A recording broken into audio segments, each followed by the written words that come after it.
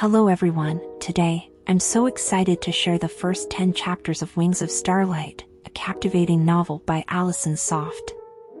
Let's immerse ourselves in this beautifully crafted world together. Before we begin, I want to take a moment to say a heartfelt thank you to everyone who supports this channel. Your likes, comments, and shares mean so much to me, and I'm truly grateful to have you here as part of this cozy book-loving community. If this story speaks to you, I hope you'll consider supporting the author by purchasing the book and adding it to your collection. There's something truly special about owning a story you love. If you enjoyed this reading, don't forget to like, subscribe, and share this video with others who might love it too. Your support helps this channel grow.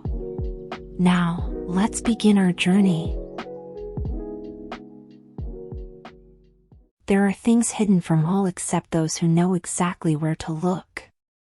If you gaze out your window in the early twilight hours, when all the world is still asleep, you might notice an orb of light flitting through the late summer leaves, each one blushing red in its wake. You might see faint ribbons of gold in the air, shimmering just above the hyacinths pushing through the newly thawed earth. Perhaps, if you are truly observant, you might appreciate the chisel marks scoring the crystal lacework of each snowflake. Alas, few are. And so, few will ever experience true wonder. Few will ever know that even the most mundane thing, the waning of the moon, the flow of the tide, the serendipitous reappearance of a lost trinket beneath your kitchen table, is magical. All of it, of course, is the work of never fairies. They orchestrate the turn of the season in a single night, then return home. It is said that if you soar past the second star on the right and go straight on till morning, you will reach it too. The Queendom of Pixie Hollow. Considered from above, Pixie Hollow is like a cake sliced into 4 generous pieces. At its heart is the pixie dust tree, luminous and golden as a candle in the darkness. To the east is Spring Valley, where the flowers remain forever in bloom. To the south, the summer glade, where the days stretch long and languid as a drowsing cat. To the west, the autumn forest, cool and crisp and ablaze with color. Then, to the north, there are the winter woods. The denizens of the warm seasons do their best to keep the winter woods far out of their minds. But when they catch a glimpse of it beneath the vast shadow of the mountain, they cannot help thinking of its skeletal trees, or the icicles glittering like bared fangs in the moonlight, or those who dwell in such a gray and lifeless place. The winter fairies, so the warm fairies reason, are best left to their snowy solitude. They have managed their own affairs for centuries. Besides, the cold there is so bitter and cruel it will shatter a warm fairy's wings in an instant. No good would ever come of crossing its border. Now, most of their fears are baseless superstition. But unbeknownst to the warm seasons, dark forces do dwell within the winter woods. There is a place where all the trees bend backward, flinching away from the frozen lake sprawled beneath them. There, the very air sits as heavy and wrong as a feverish sweat. No one visits this place. No one sensible, anyway, save the young warden of the winter woods. But if you were brave enough or foolish enough, you could step out onto the ice.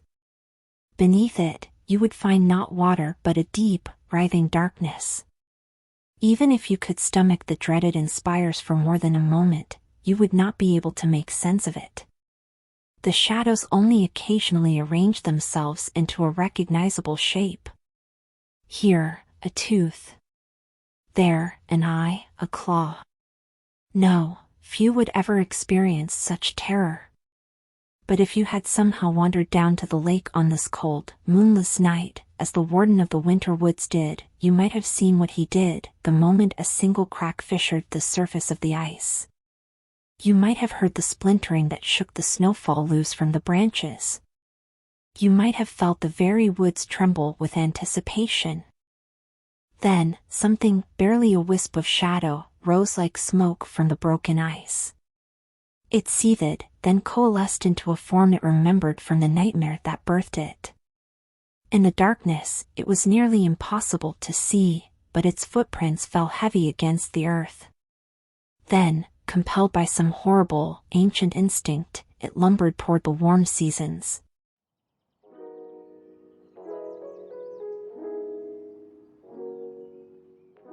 Chapter 1. It was the kind of afternoon made for daydreams, the air golden with sunlight and pixie dust, the meadow humming with the low drone of bees. Clarion perched on the branch of an oak tree, surrounded by the sigh and rustle of leaves. How sweet to find herself alone and, at least, for 15 glorious minutes, with nothing at all to do. She almost regretted the thought, as lovely as it was. It was all too easy to imagine Queen 𝐒𝐒𝐿𝐒's response, delivered like a royal decree: the Queen of Pixie Hollow does not sit idle while there is work still to be done. But Clarion was not the Queen of Pixie Hollow, not yet, anyway, and her weekly appointment with the Minister of Summer had ended unexpectedly early. She did not intend to let this rare glimmer of freedom go to waste. With her coronation looming, her every waking moment was regimented with lessons, rehearsals, fittings, and more meetings than she'd ever thought possible. All essential, she supposed, when she had only 1 month left to absorb 𝐒𝐿𝐒's hundreds of years of wisdom. And yet, Pixie Hollow was vast and wondrous, and Clarion sometimes suspected she knew nothing about it at all. How could she, when she'd spent almost all her life observing it from afar? Clarion gazed out at Sunflower Meadow with something dangerously close to yearning. As the golden hour drew nearer, the light talent fairies emerged, aglow with excitement and eager to face the controlled chaos of their busiest time of day. Through the canopy, she watched them weave through the pollen-thick air, leaving trails of pixie dust in their wake. Some worked in teams to angle the sun's rays ever closer to the horizon line, shouting things like "a little to the left," and "no, your other left." Others dipped their hands into beams of sunlight and scooped them into their baskets, as easy as collecting water from a well. It never failed to astound Clarion how many tiny details went into the everyday magic of a sunset. It seemed impossible that soon, on the night of the summer solstice, she would be responsible for all of them. The prospect terrified her more than she cared to admit. A high-pitched buzz sliced through her thoughts. Then, something hurtled past her, a streak of black against the brightening sky. Clarion stumbled backward, nearly losing her balance before steadying herself on a branch. What in the stars was that? With a hand resting against her pounding heart, she peered down through the curtain of leaves. A bee, faltering in her flight, landed heavily on the ground and went terribly still. After a moment, her wings fluttered, and Clarion let out a sigh of relief. Not injured, then, she thought. The poor thing must have exhausted herself. Bees were an industrious bunch and tended to overestimate their limits, especially here in the perpetual heat of midsummer. Luckily, it was nothing a spoonful of sugar wouldn't fix, and there was sugar aplenty in Pixie Hollow.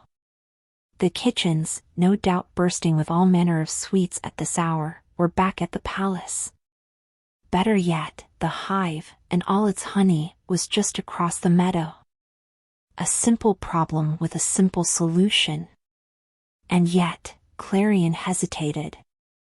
Any trouble in the queendom made her itch with the desire to fix it. Once, she believed that tendency was a spark of her latent governing talent magic, one small piece of the whole that finally made sense to her. But now, she understood that her instincts, her compassion, could not be trusted. The Queen of Pixie Hollow does not belong among her subjects. Ever since her arrival, the night she emerged from a fallen star, as all the queens of Pixie Hollow before her had, 𝐒𝐿𝐒 had impressed upon her that she was different. That they were different, marked indelibly with stardust. Besides 𝐒𝐿𝐒, Clarion was the only governing talent in all of Pixie Hollow. Clarion glanced at the meadow, where teams of animal talents and garden talents shepherded their flock of bees. Would they notice one missing? Even if they did, a search would take them all night. Perhaps something as menial as saving a bee was beneath her notice, but she could not stomach the thought of leaving now. What kind of queen would she be if she turned away from the suffering of even the smallest of her subjects? Now, there was just the matter of getting down from this tree. A heavy cloak hung around her shoulders, trapping her wings beneath its weight. All fairies emitted a faint aura, one that flared and dimmed with their moods, but thanks to her wings, her glow had always verged on irrepressible. Although the light talent fairies here in summer shared her penchant for gold, the resemblance wasn't striking enough to allow hiding in plain sight. Letting anyone see her wings was as good as shouting, "Here comes the future queen of Pixie Hollow." If anyone told 𝐒𝐿𝐒 she had been here, unattended, no, it did not bear thinking about. She would have to climb down. Inconvenient, yes. Dangerous, almost certainly. But she preferred by far the risk of falling to enduring another of 𝐒𝐿𝐒's lectures.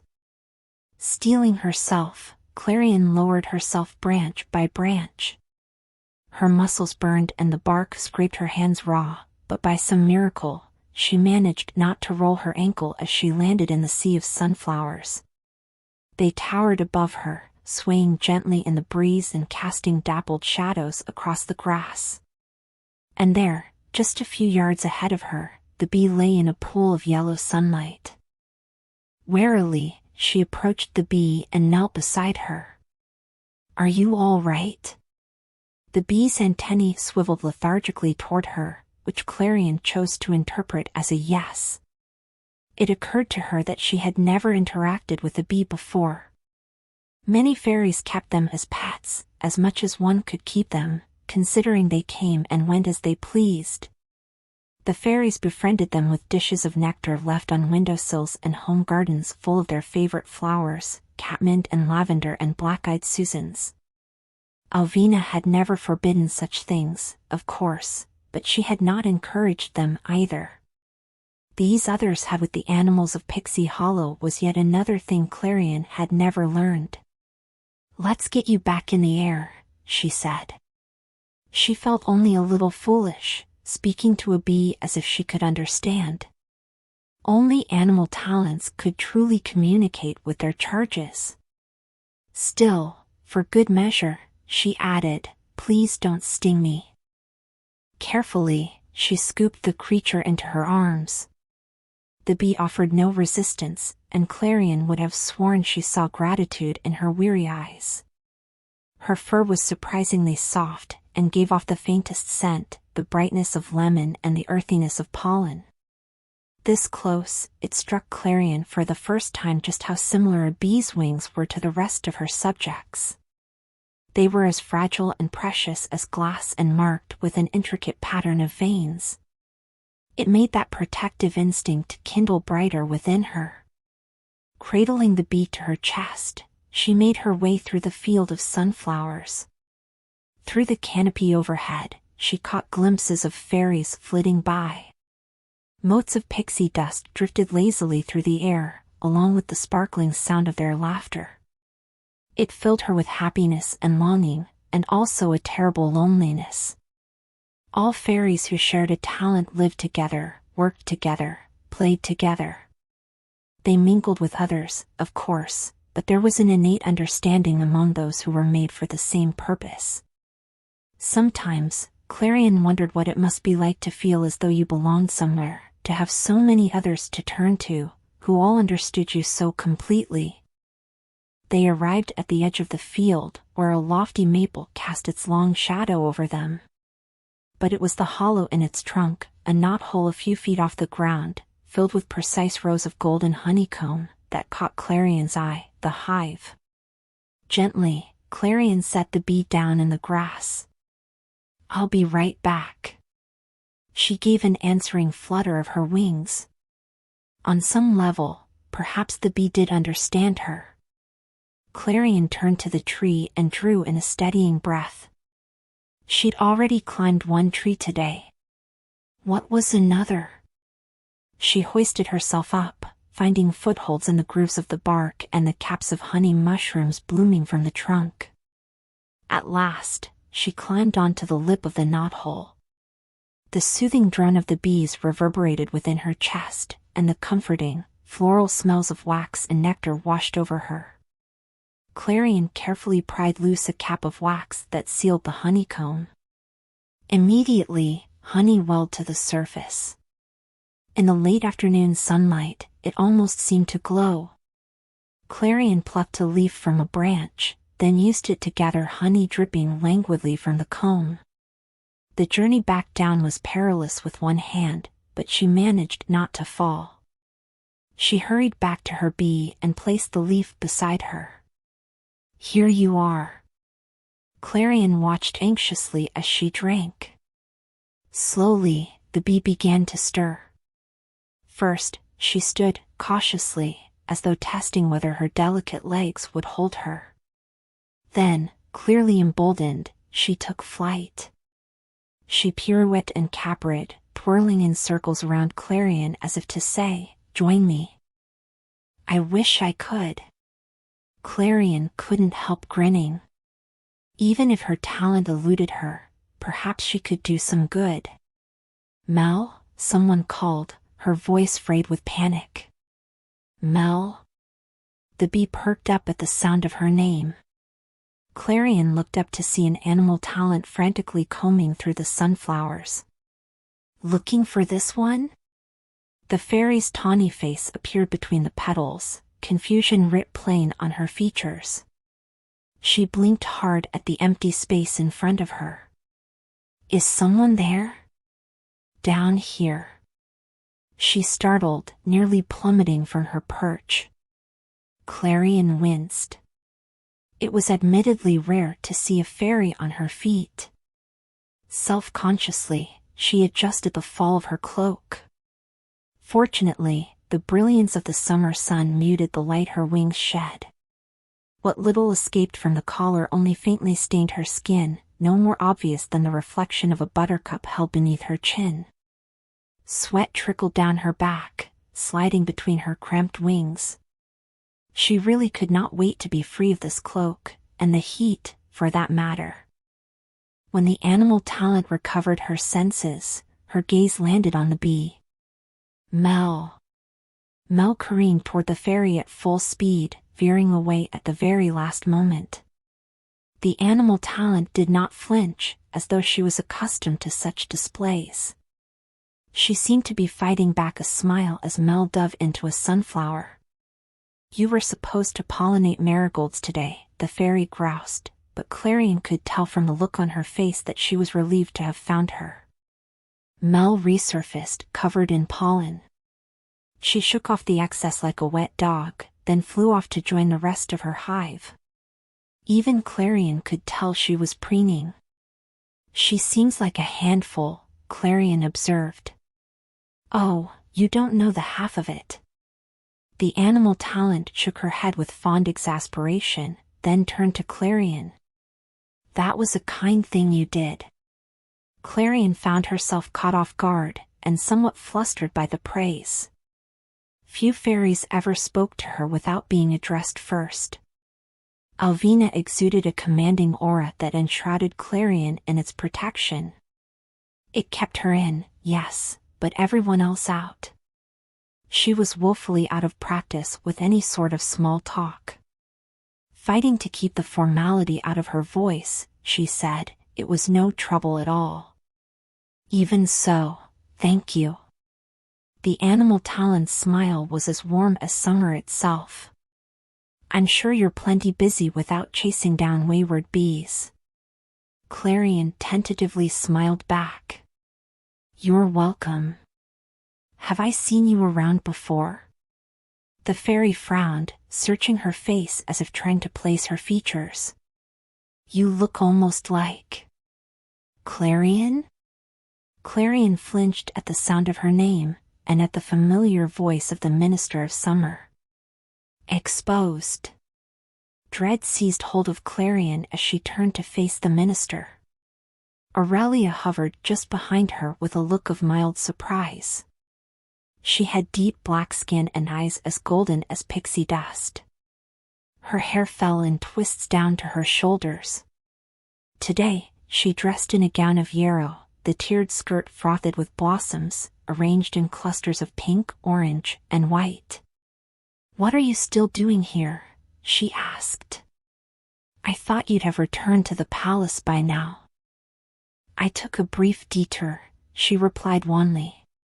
"To rest." Aurelia brightened at that.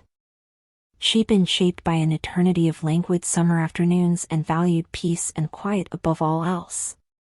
Here in the summer glade, there was always time for a nap or a glass of lemonade. But while they dozed during the brunt of the midday heat, they truly came alive at night. Summer was the only season that never truly slept. If Clarion lingered here long enough, those who lived beneath the light of the moon, firefly talents and star-counting talents, would emerge from their slumber. "My brilliant protégé, Aurelia 𝐒𝐽𝐍𝐿. See? You are learning about summer." The praise rang hollow, but Clarion forced cheer into her voice. "Thank you, Minister." She smiled indulgently. "Now, if you'll excuse me, I have to check in on my light talents." With that, she left. Reluctantly, Clarion glanced over at the animal talent, who had gone quite pale. She opened her mouth to say something, anything, to put her at ease. But it was too late. She saw the exact moment it dawned on the other fairy. The exact moment her shock slackened into mortification, and something like awe. Clarion could hardly bear it. "Princess Clarion," she choked out. "I am so sorry." Clarion held up her hands placatingly. "There's no need to apologize." "But there is." The animal talent bowed her head deeply. "Your Highness, please forgive me for my impertinence. If I had known..." Then she never would have spoken to Clarion at all. What else was there to say? Quietly, she said, "You're forgiven." The animal talent bowed her head again. Murmuring a breathless thank you, she rushed off. Back to her work, no doubt, and back to her friends. That familiar ache of loneliness unfurled through her like a collapsing star. For a few precious minutes, Clarion had almost been able to forget who she was. Here, there were no guards following her at a distance. No one snapping to attention as she passed. No conversations dying as she approached. No whispers rippling in her wake. But none of it mattered in the end. Even here, she could not escape what she was.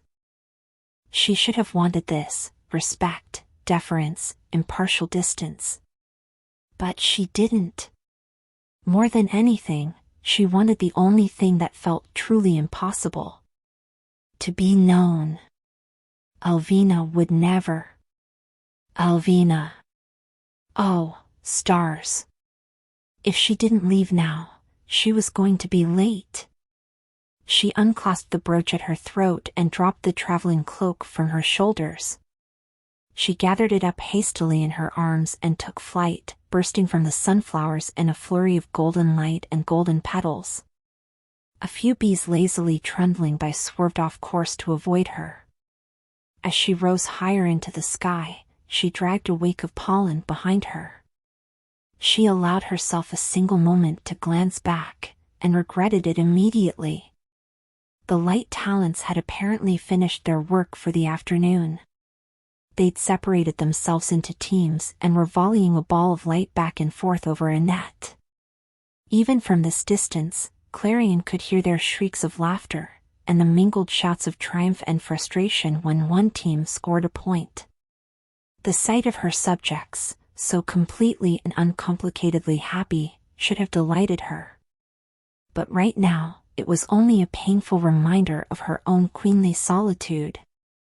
As much as she wanted to, she would never truly belong among them.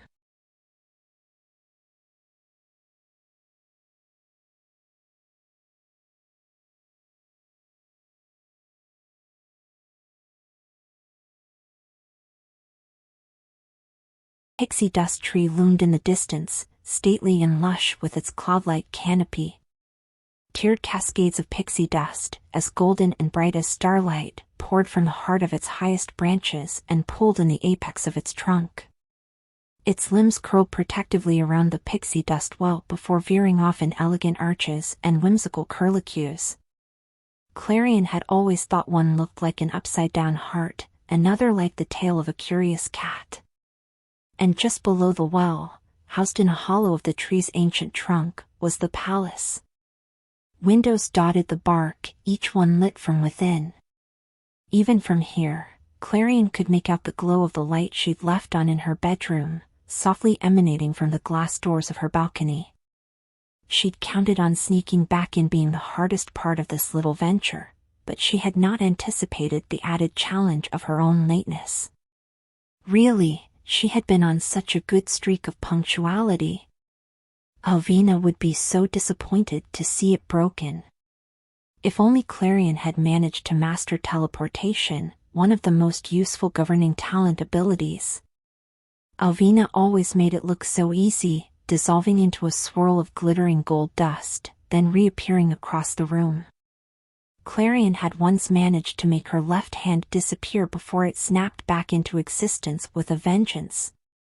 Given her track record with magic, she'd been half convinced that it would vanish forever, or that it would wind up halfway across the room without the rest of her attached. She landed in the tangle of branches just outside her balcony and dampened her glow. With any luck, no one would be searching for a flash of gold among the foliage, although she secretly delighted in imagining how her subjects would react to the ever-dignified princess of Pixie Hollow breaking into her own quarters. Imagining 𝐒𝐒's reaction, however, was decidedly less amusing. Mercifully, she'd had the foresight to leave the balcony doors unlocked. She carefully eased them open, then slipped back into her room.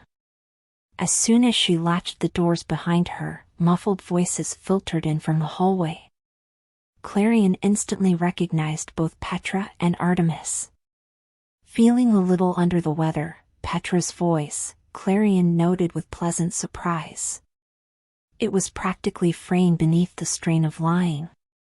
Her oldest, well, her only, friend had always been terrible at this sort of thing. It didn't help that even after all these years, Artemis, Clarion's guard, always managed to fluster her. Clarion supposed she appreciated the effort, considering she hadn't asked Petra to cover for her. She hadn't even known to expect her today. What fortunate timing! Clarion crossed the room and paused in front of her vanity, which was cluttered with bottles of fragrances and cosmetics. A quick glance in the mirror confirmed that she had no pollen streaked across her nose or any stray petals tangled in her hair. She looked a little flushed from her flight, but that was nothing that couldn't be explained away. Petra had said she felt ill, after all. Clarion was tempted to use the excuse to beg off her lesson, but there was no sense delaying the inevitable. She'd made little progress in her magic since 𝐒𝐒 began training her, and she did not anticipate a breakthrough before the next one. A flicker in the corner of her eye caught her attention. The clouds had shifted, letting a wash of sunlight spill into the room. Beyond the glass of her balcony doors, she was greeted with the familiar sight of the mountains keeping their grim vigil over the winter woods. In the warmth of the golden hour, the snow cloaking them gleamed a brilliant white. No matter how many times she laid eyes on it, that cold, austere beauty never failed to stun her. As foolish as it was, Clarion yearned to see the mountains up close. She could almost picture standing atop their summit, the wind in her hair, the snow dancing around her, the beauty of Pixie Hollow seen from that great height. How wondrous it would be! 𝐒𝐒 had discouraged any line of questioning about the winter woods, of course. Even so, winter did not frighten her as much as she knew it should. From the warm, secluded safety of her bedroom, there was something so peaceful about it, and so terribly lonely. Just like her. No one from the warm seasons had visited the winter woods in hundreds of years, not since before 𝐒𝐿𝐒 was born, and who knew exactly how long that was. Governing talent fairies lived long lives. Clarion had never understood 𝐒𝐿𝐒's lack of curiosity. There was a whole other realm they knew nothing about, filled with fairies no one had ever spoken to. Only the spring and autumn fairies had even seen winter fairies, and only at a distance as they crossed the never see each turn of the season. They're as cold as their season, their reports had said, and hardly even look our way. Clarion tried to envision them, bleak and monochrome against a slate-colored sky, but those spare details had never satisfied her. She burned with questions she might never have the answers to. What must it be like to live in such a harsh place? What kinds of problems did they have? And what was the warden of the winter woods like? Artemis's voice sounded from the hall, out of the way, tinker. A strangled noise of protest, then, the doorknob jiggled menacingly against the lock. Princess Clarion, Artemis called, I've come to escort you to Her Majesty's chambers. No avoiding it any longer, then. If she really set her mind to it, or believed Clarion was in genuine danger, Artemis was more than capable of removing her door from its hinges. Clarion flung open the door, coming face to face with Artemis's fist raised to knock. Petra, clearly in the middle of a valiant effort to thwart her, was scrabbling for a grip on her forearm. Artemis snapped to attention immediately. Petra smothered a yelp of surprise. A flush dusted the bridge of her pale, freckled nose.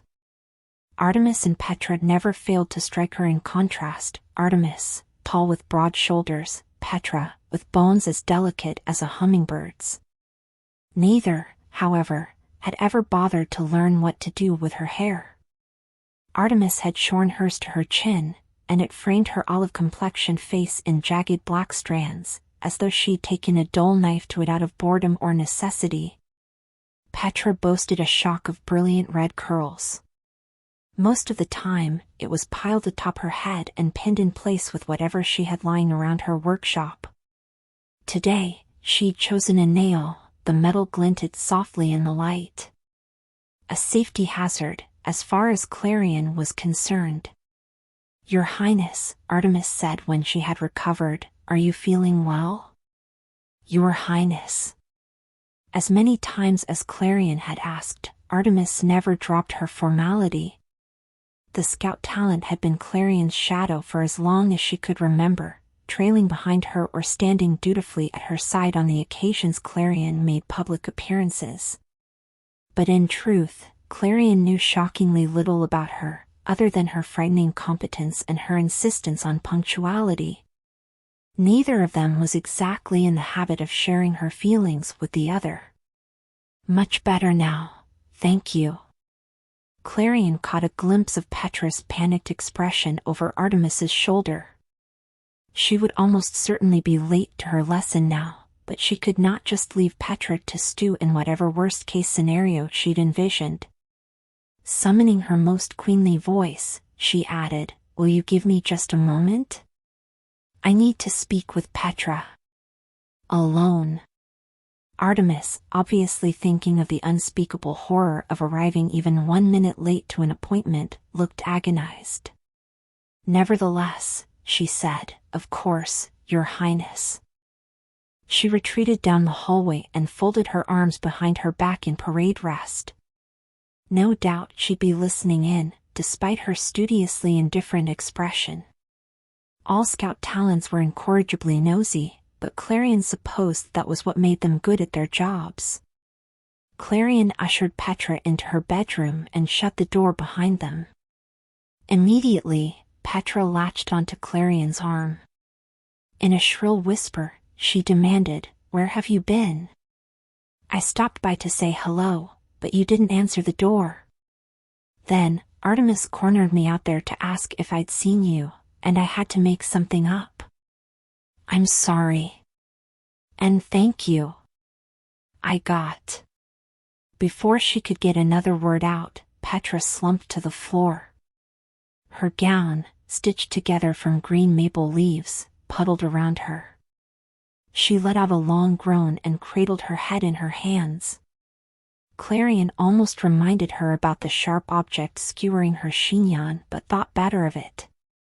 Clearly, she had bigger concerns at the moment.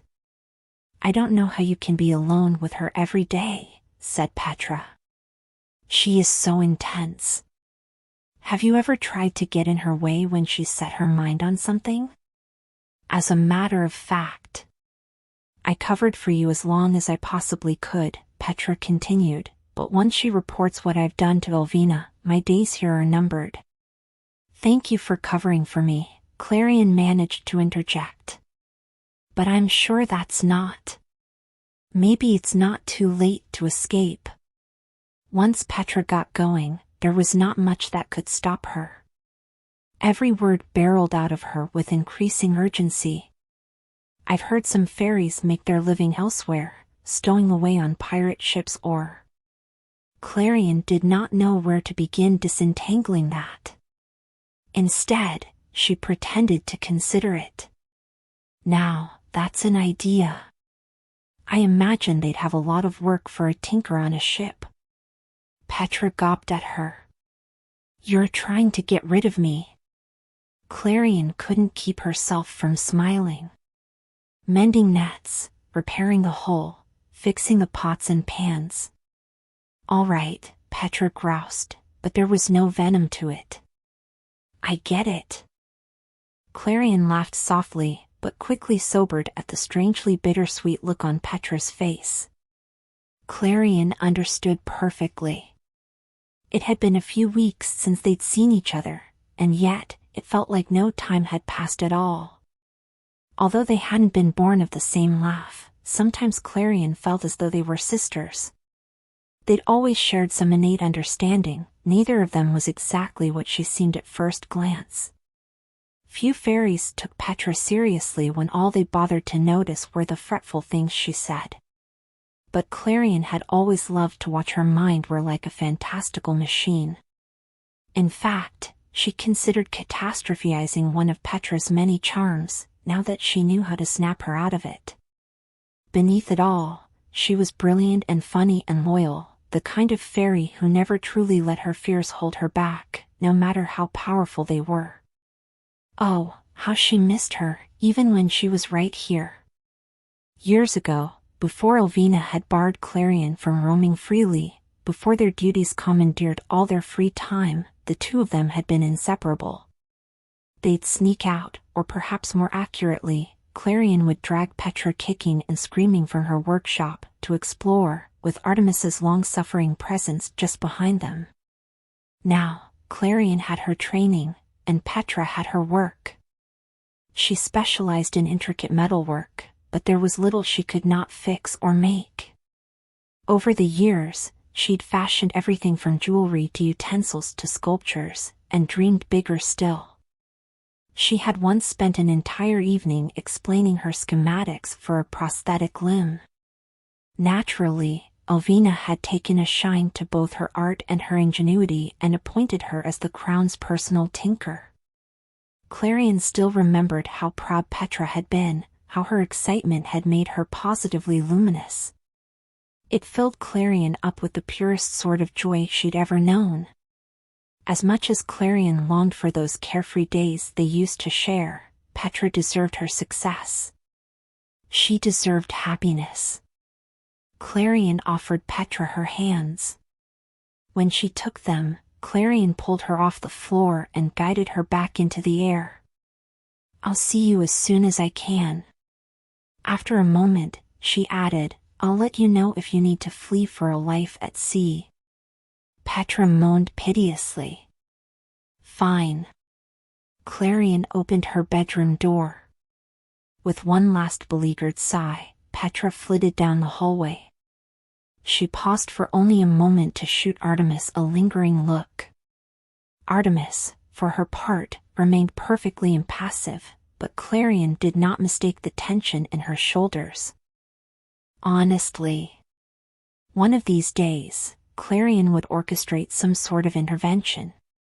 10 years of pining was long enough. "I'm ready," she said. Her bedroom doors opened into a vast chamber, a hollow that had formed in the trunk. Wooden walkways and staircases traced the perimeter, spiraling down to a level of solid heartwood. Beneath that was the living heart of the tree, where magic flowed through it like sap, up to the narrowest veins of its leaves and out to its farthest flung roots. Together, they made their way up the winding stairs toward 𝐒𝐿vina's quarters. The walls had been worn smooth with time and carved by countless carpentering talents' hands. Clarion always found something new to admire when she passed. Here and there, an image struck her, an ornate iris, the round eyes of an owl, the bend of the river that cut through Pixie Hollow. In places, the artwork was concealed by swatches of moss and flowering vines, but Clarion could still see pixie dust-infused paint glittering underneath. No one ever scraped the foliage away. The pixie dust tree, of course, should have a hand in its own styling. They stopped in front of the massive set of doors that stood before 𝐒𝐿vina's chambers, each one engraved in breathtaking detail with a mirrored half of the pixie dust tree. Artemis pushed them open for her, letting a blade of late afternoon sunlight cut into the walkway. Drawing in a steadying breath, Clarion entered, and was met by the wall of portraits. Paintings of all the queens that came before her stared back at her, all of them poised and powerful. With centuries between them, each one was done in a radically different style, but all of them had been wrought by a reverent hand. They filled her with a quiet awe. It seemed impossible that her portrait would ever hang beside theirs. When she was younger, she had searched them for any resemblance to her. Some shared her fair skin or hooded blue eyes, others her honey-brown hair. But all of them had the same wings, luminous and golden and shaped like a monarch butterfly's. Now, she only worried that if she looked too closely, she would find disappointment in their faces. Clarion tore her gaze away from the portraits. At the end of the row was 𝐒𝐿vina, her silhouette slashed into the sunlit window. She wore a golden gown with wide, ruffled skirts. The fabric shimmered with the pixie dust woven into it. Golden motes trailed from the train of her gown and sparkled on the floor, swirling listlessly through the air.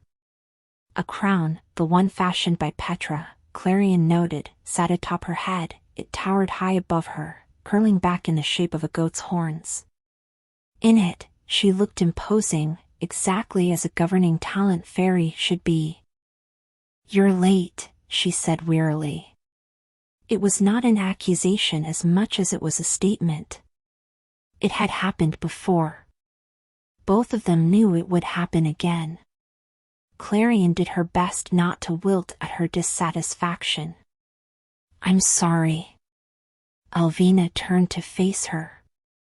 Clarion couldn't help noticing how tired the queen looked today. Streaks of gray threaded through her brown hair, and the brightness of her gown washed out the cool undertones of her white skin. Even so, her expression brooked no arguments or groveling. There was something unknowable in her green eyes, the remote and uncompromising look of a fairy who had lived 100 lifetimes. Sometimes, it daunted Clarion, this glimpse of her future. "For a good reason, I trust," said 𝐒𝐿vina. "Oh, yes. A very good reason." What that reason was, she did not know yet. But surely she could come up with some reasonable explanation if prompted. 𝐒𝐿vina made a dismissive sound, as though the particulars did not concern her. Clarion could hardly believe her luck. "Have you been practicing the techniques we discussed?" Clarion nodded. She had been. Of course she had been. She could not say, however, that she'd made much progress in the last few months, a fact that endlessly dismayed her. From the moment a fairy first opened their eyes, they knew exactly what their talent was, their magical affinity, their calling in life, the thing that came to them as easily as breath. Talents, by most fairies' accounts, gave everyone in Pixie Hollow purpose and joy. Clarion very much doubted her own would ever feel so effortless. 𝐒𝐈𝐒 had told her that governing talent magic was rooted in emotion, or rather, the absence of it. Only with perfect clarity of mind and complete focus could she find the freedom to manipulate the starlight burning bright within her. But as much as Clarion tried, whether through breathwork or exercise or sheer force of will, she could not empty herself of feeling. She could not shake that desperate hunger for connection. "Good," said 𝐒𝐈𝐒. "Let me see." In an instant, Clarion's hands went cold with nerves.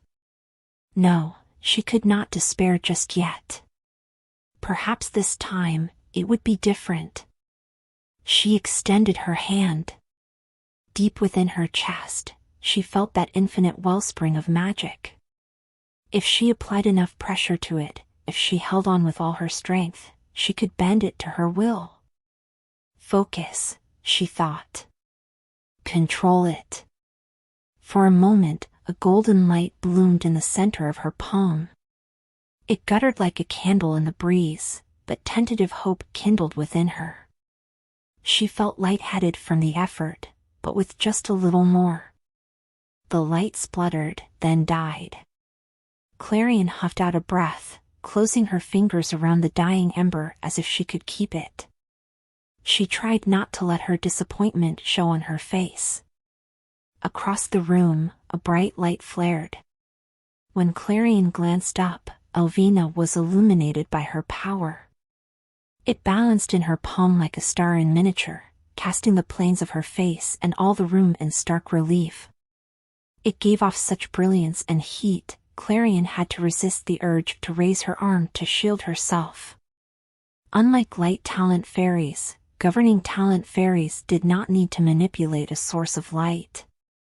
Born from fallen stars, they carried wells of starlight within themselves. Their magic could cut through absolute darkness, and most anything else in its path. It could be shaped into a shield to protect the queendom. More than anything, it was a symbol, something the citizens of Pixie Hollow could believe in. 𝐒𝐈𝐒 clenched her fist, and the light extinguished. Clarion. Here it comes.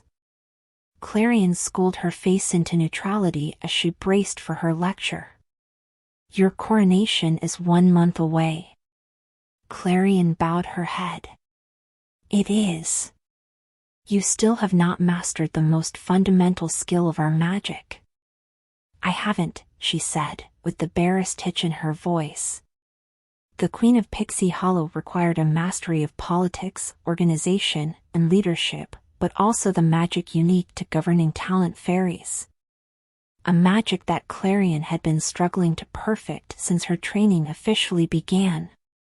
She could not teleport. She could not produce more than a flicker of light. Evidently, she could not even help a single bee without horrifying her subjects. After a brittle moment, 𝐒𝐈𝐒 asked, "Where were you? What sense was there in hiding it?" She sighed in defeat. The summer glade. 𝐒𝐈𝐒's lips thinned. She did not need to speak for Clarion to feel the full weight of her disapproval. The look in her eyes said, "It is long past time to set aside childish things. Why did you not return here after your meeting?" "I'd meant to come back on time, truly. But just as I was leaving, there was," she cut herself off before she could get lost in details 𝐒𝐈𝐒 did not want or need. "I thought I would offer my assistance to an animal talent." 𝐒𝐈𝐒's surprise was palpable. "That is not your business. I am certain that Fairy had their affairs very well in hand."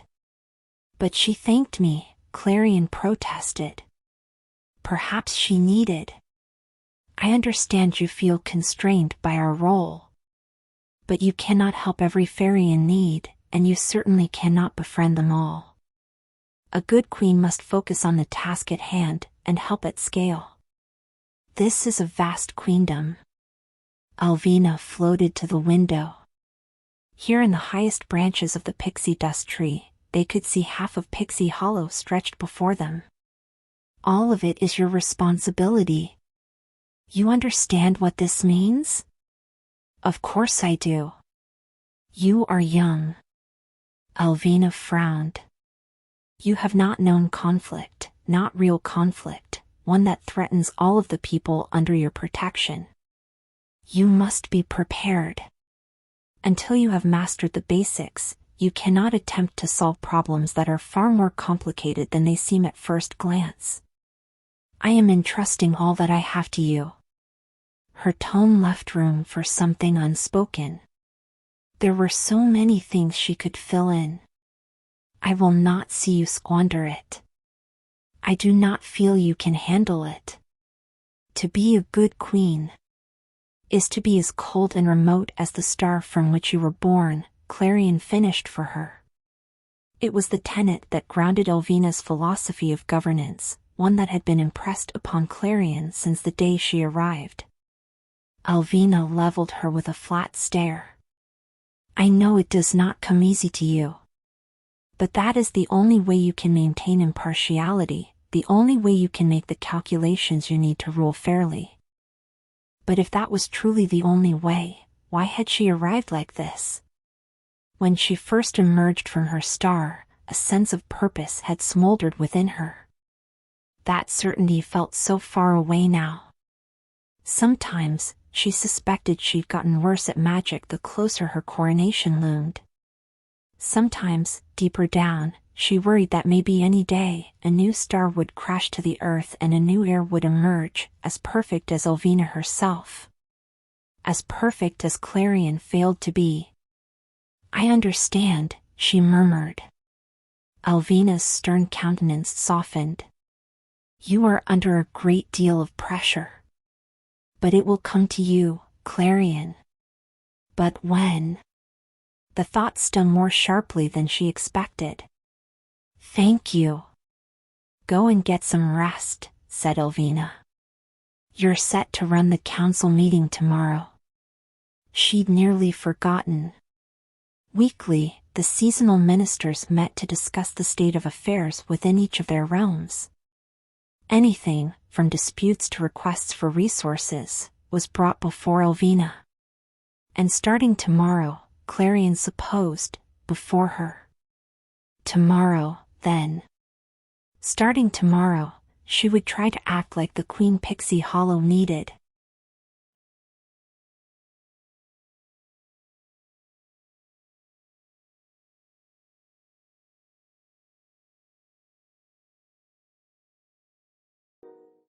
Chapter 3. The next morning, with 𝐒𝐈𝐒's admonition still ringing in her ears, Clarion prepared for the council meeting, the first she would ever run alone. For good measure, she shuffled one last time through the papers on her writing desk, a collection of briefs from her ministers. Today's agenda was mercifully, and surprisingly, light. Pixie Hollow was at its most bustling in the weeks leading up to each seasonal turn. With the solstice a month away, late spring hardly constituted a lull. Not to mention, there was the matter of her coronation. Her coronation. The very thought of it made her nerves flare with renewed intensity. Soon, Clarion would make the decisions that ensured the queendom functioned as it should and that the seasons changed without a hitch. Not only Pixie Hollow depended on her, but also the mainland and all the humans within it. The pressure would crack her if she dwelled on it too much. Instead, she would put 𝐒𝐈𝐒's advice to work and focus on the task at hand. If she could not manifest a burst of magic, then she would at least run a meeting with unequivocal poise. Today, 𝐒𝐈𝐒 would find no fault in her. She stood, and immediately, a shudder passed through her. Clarion turned, half expecting to find someone, or something, watching her through the glass doors of her balcony. but it was only her own weary reflection staring back at her, framed like a portrait by interlocking branches, and beyond it, the mountains of the winter woods. The tallest of them rose into curved peaks, reaching toward each other in the shape of a crescent moon. In the early morning light, all the snow was washed pink as a shell. Sometimes, she could almost imagine the mountains were staring back at her. All her life, she'd been told that winter fairies were not to be trusted. Few stories remained that explained the source of their conflict, but Clarion had seen one or two theatrical performances that touched on the conflict that had driven their worlds apart. She still remembered sitting beside 𝐒𝐿, breathless, with her hands white-knuckled around the railing of their opera box, as Saga, the most gifted of Pixie Hollow's storytellers, wove the tale of Titania, the first queen of Pixie Hollow. As she spoke, images shimmered in a cloud of golden dust behind her. Flashes of icicle spears and quill arrows. The pixie dust tree, no more than a sapling bending to the wind. The warden of the winter woods and his cruel, serrated crown, wreathed by a towering darkness. Privately, Clarion had thought the drama of it terribly romantic. 𝐒𝐿, meanwhile, had scoffed when one of Titania's trusted advisors died his tragic death. But for all its theatrics, the legend never expounded on the details Clarion craved. It told of only some vague disagreement between the two rulers, and a dark force that had consumed the warden of the winter woods. That, for most citizens of the warm seasons, was enough to discourage any curiosity about their neighbors. Clarion gathered up her notes and unlatched her balcony doors. Cool air washed over her, and the sounds of Pixie Hollow stirring awake filtered down from above. With a flutter of her wings, she leapt onto the balustrades of her balcony, then into the air. She ascended, pushing aside leaves and twigs, until she could see the source of the pixie dust well. A cascade of golden dust spilled from a knothole and onto the pink petals of a lily. The overflow dripped onto tiers of pearl oyster mushrooms until at last it emptied into the well, cradled in the spiraled nexus of the tree's limbs. Pixie dust, the lifeblood of their society, was produced deep within the heart of the tree. No one knew exactly how or why, although dustologists had penned dense academic tomes and quibbled over theories for centuries. All Clarion knew for certain was that magic flowed through it, suffusing all of Pixie Hollow with its vast network of roots. If she let herself pause, she could feel it all around her, warm and comforting. It made the very air smell sweet, like honeyed tea and cinnamon rolls rising in an oven. Its subtle presence never failed to fill her with wonder. This early, everyone had begun lining up for their daily ration of dust, a teacupful and no more. Dustkeeper fairies stood ankle-deep in the shallows of the pixie dust well, dipping their cups into the pool. With efficiency Clarion admired, they poured it over each fairy. Without it, flight would be impossible. A fairy's wings couldn't support their weight unassisted. All the way down the queue, fairies gossiped and laughed. Some carried cups full of dandelion tea, eager for a kick of energy, others still buzzed with energy from their night shifts. One of the sparrow men below noticed her half hidden behind a curtain of leaves. She lifted a hand in a sheepish wave. He paled, then looked away, attempting to do something complicated and industrious-looking with the blade of grass in his hands. Clarion tried not to wilt with disappointment. Petra had always said her expression conveyed a certain queenliness, as did her voice. It wasn't as if there were anything she could do about either of those things. "Your Highness." Clarion let out a gasp of surprise. She craned her neck to find Artemis seated on one of the branches just above her. She always managed to hide herself in plain sight, an impressive, if not occasionally terrifying, talent. "Good morning," Clarion said, a little breathlessly. Her guard wore an expression verging on sympathetic. It was always difficult to tell with Artemis, who had mastered the subtle art of stoicism.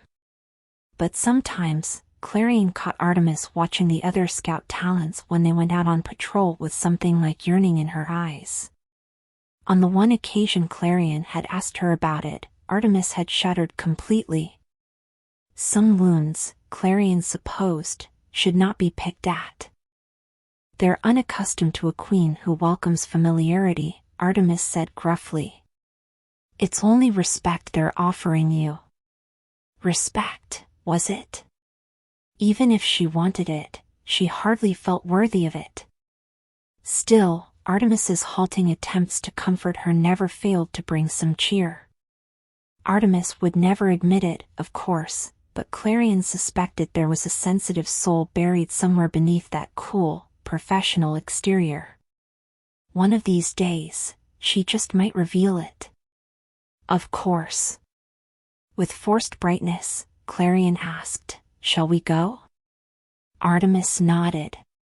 Doing her best to stay out of sight, Clarion led them to the council chambers, located just below the pixie dust wall. There was no door to speak of, rather, the sides of the domed ceiling had been carved so that it seemed to be paned with swatches of open sky. Intricately scrolled designs, rendered in glittering pixie dust paint, filled the thin strips of bark left between each pane. Hidden within the patterns were the symbols of each season, the evergreen flower for spring, the full moon for autumn, a rainbow for summer, and a snowflake for winter. It had always intrigued Clarion. If their realms had always been separate from one another, why had the art talents included winter in their designs? As they drew nearer, the muffled sound of the ministers bickering among themselves reached Clarion through the open ceiling. What there was to argue about this early in the morning was beyond her. She supposed it came with such infinitely long working relationships. There was an endless number of petty squabbles and political slights to dredge up and litigate, the origins of which Clarion had only vaguely pieced together since her arrival. At any rate, they never tired of debating which of the seasons mattered most. She steeled herself as she entered the chamber. Inside, the 3 seasonal ministers gathered around a long table that took up almost the entirety of the room. The Minister of Spring seemed to be delivering some sort of impassioned speech, which the Minister of Autumn vacantly nodded along to. The Minister of Summer, meanwhile, looked on the verge of falling asleep where she stood. But as soon as they noticed her, a hush fell over them. It was part of governing talent magic, she'd learned, an ability to command a crowd's attention. Artemis folded herself into the shadows, falling into a perfect parade rest. Clarion kept her chin high as she made her way to the head of the table, where 𝐒𝐒𝐿 usually stood. Somehow, the room looked entirely different from this vantage point. Closest to her was the Minister of Autumn, Rowan, who flashed her an easy smile. As always, he looked as though he'd just stepped out of the cold, his pale cheeks were stung red. His brown eyes twinkled at her, and auburn hair curled around his ears. He wore a patchwork cloak of autumn leaves fastened with a polished chestnut brooch. Clarion liked him best, if only because he dared to speak out of turn in her presence. He was keen, agreeable, and only occasionally prone to bouts of melancholy. Beside him was the Minister of Summer, Aurelia, who lifted her chin in acknowledgement. Today, she had dressed in the full bloom of her season, a gown of hydrangeas, a necklace of zinnias, and bracelets of roses. She'd arranged her hair in an elaborate bun atop her head. And then, there was the Minister of Spring, Iris, who offered Clarion a small wave of her fingers. She'd chosen a wide-skirted snowdrop gown, and delicate new growth was woven into a crown around her temples, framing her face in long tendrils. She had a warm, sandy complexion and eyes almost as black as her hair, which fell long and loose down to her mid-back. Like her season, she was light and airy, flighty and eager, a personality bright enough to rouse nature from its slumber. This had been 𝐒𝐿𝐿 retinue for as long as Clarion had been alive. Still, she couldn't help feeling that they were incomplete with no Minister of Winter. Somewhere across the border, the warden of the winter woods ruled in solitude over their frozen realm. But even if the warm seasons and winter had been on good terms, it wasn't as if the warden of the winter woods could join their meetings. Warm fairies could not withstand the cold of winter. After only a few minutes, their wings would turn brittle and shatter. Winter fairies' wings, meanwhile, would melt like frost beneath the springtime sun. Iris smiled radiantly at her. "Good morning, Your Highness." Clarion startled. The cheer she could muster, even at the earliest hour, never failed to strike her. "Good morning. I hear you're leading us today," said Rowan, dropping his voice conspiratorially low. "Finally convinced Her Majesty to slow down for a change, Clarion spread her notes out on the table in front of her. "It's nothing like." Before she could finish her sentence, the doors opened to admit Elvina. She whisked into the room in a whirl of pixie dust and diaphanous skirts. The ministers immediately snapped to attention, all of them murmuring "Your Majesty" in unison. Elvina, however, did not pause for pleasantries. She said nothing as she took her place at the opposite end of the table. Then, she pinned Clarion with an expectant look. "Straight to business, then. I hereby call this meeting to order." Clarion cleared her throat when her voice wavered, just barely.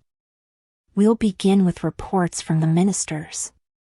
Minister of Summer, will you please share any new business?" "We are nearly ready for the seasonal turn," Aurelia said languidly. "I have little to report on, apart from your coronation." Elvina said nothing, but she looked visibly discomfited. Clarion did her best to put it far out of mind. The alternative was giving weight to that quiet fear within her, that Elvina did not trust her to assume her role. "Preparations are proceeding on schedule," Aurelia continued. "We have gathered nearly all the sunlight we'll need, and we've identified the perfect location.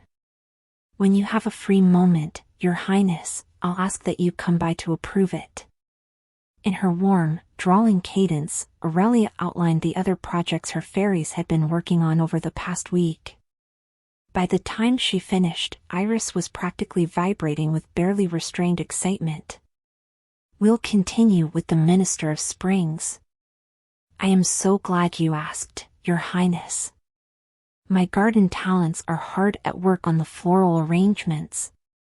But there are just a few tiny things I want to nail down." Iris procured no fewer than 5 bouquets from beneath the table.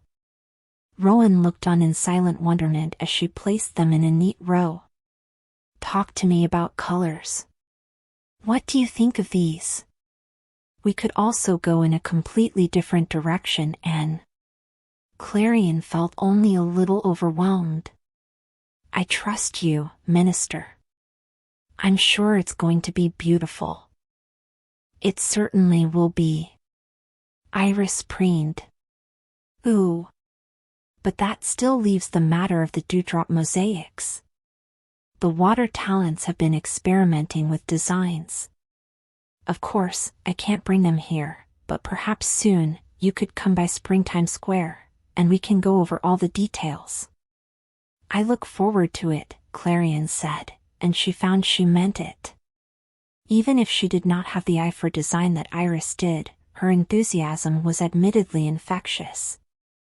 "Minister of Autumn." Rowan said, ruefully, "have nothing to contribute at the moment, at least not to your coronation." It was understandable. Although autumn wouldn't arrive on the mainland for months, preparing for the seasonal change took a great deal of coordination and effort. Before she could say so, Iris huffed out a sigh. "Oh, but you do," said Iris. "I need to borrow some of your fast flyers." "Ah, right." Rowan tapped his chin.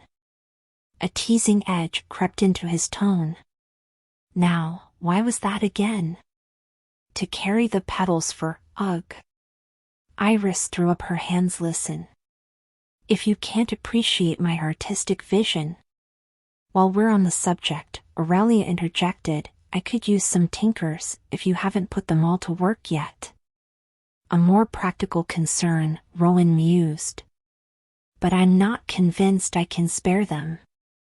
As the three of them wandered down the back roads of their tangent, 𝐒𝐿 fixed Clarion with another speaking look from across the table. This one said, well, right. It was up to her to bring the meeting to order. If I may, Clarion cut in, softer than she intended. Even so, they fell quiet. Every gaze in the room landed on her again. Determined not to lose her nerve, she continued, surely we can arrange a schedule that works for everyone. Perhaps the Minister of Autumn can spare some fairies for 1 day a week. Rowan glanced at 𝐒𝐿, as if seeking her approval. 𝐒𝐿 only gave a vague wave of her hand, as if to say, as she wishes. Satisfied, Rowan nodded. Clarion couldn't bite back a smile. Perhaps she had managed one small victory, a resolution for a problem that had been brought before her. Before she could continue the meeting, however, a scout talent all but tumbled into the room from above. All 5 of them jumped with surprise. The scout only narrowly avoided crashing into the table. Nevertheless, she saluted 𝐒𝐿, even as she struggled to even out her breathing. It was as if something had chased her all the way here. Clarion chanced to look back at Artemis. Curiosity and concern roared in her expression, but she did not break from her station. 𝐒𝐿 stood, once again assuming her role as queen. What is it? Apologies for the interruption, Your Majesty, the scout talent wheezed, but just before dawn, a monster was sighted in Pixie Hollow. A chilly silence descended over them. Iris spoke first, her confusion evident in her voice. A monster? Like a hawk, or? No, Minister, the scout replied gravely. A monster. I don't know what else to call it. It crossed into spring from winter. A monster? From winter? Clarion hadn't known anything besides winter fairies, and a few animals thrived there, much less monsters. But when she glanced at 𝐒𝐿, the queen did not look rattled at all. Then again, she kept her composure in every situation, no matter how dangerous. As much as it baffled Clarion, she had always admired and envied that about 𝐒𝐿. A true queen of Pixie Hollow could show no cracks. And what, Rowan asked warily, did this monster look like? It's hard to place, sir.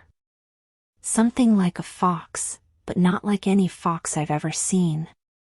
It had something like a glow, or a shadow. The scout trailed off, growing paler.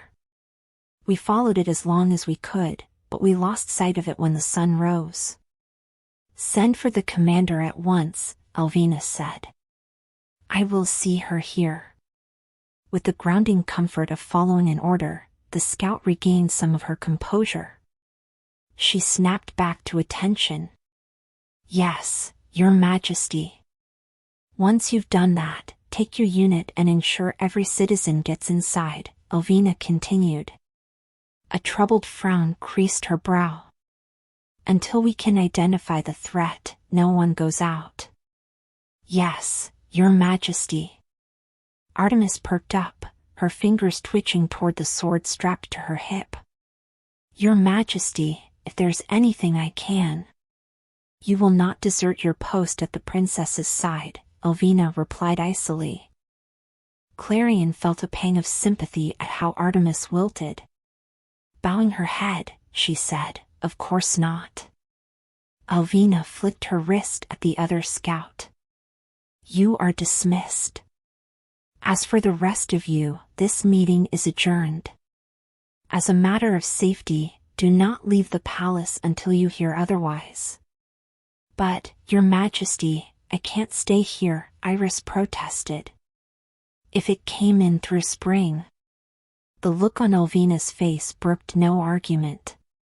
The scouts will handle this. Yes. Of course, Iris replied, but Clarion did not mistake the worry in her tone. Aurelia rested a steadying hand on her shoulder and squeezed. The rustling of paper and low murmurs filled the room. Clarion watched the ministers filter out, with cold dread lodged deep in her chest. A monster. How could such a thing be possible? You too, Clarion, said Elvina wearily. Go to your room. Indignation flared within her. Was that it, then? Dismissed, just like the others, as though she were nothing more than a child? This meeting, an opportunity to demonstrate her capability, had gone awry. And now, Elvina would shut her out of something so important? I can help. You cannot. This isn't a matter that concerns you. It should have gutted her to have confirmation of all her worst fears. Elvina did not need her. Instead, that seed of anger flared into full bloom within her. She flitted across the room in a rush, her glow intensifying and casting an amber light on the walls around them. How can it not concern me? I am expected to govern all of Pixie Hollow within a month's time. At last, Elvina looked at her, truly looked at her. Clearly, Clarion had shocked her, because she did not reply for a long few moments. I only mean to say that you shouldn't worry yourself with this. Clarion could not accept that. But shouldn't I learn how to handle a crisis? There's still time to teach you. That time is not during a crisis. Trust me. I have this in hand. Elvina rested her hands on Clarion's shoulders. They weighed heavily on her, and Clarion found her resistance momentarily smothered beneath her shock. Elvina so rarely touched her, so rarely displayed any sort of tenderness toward her.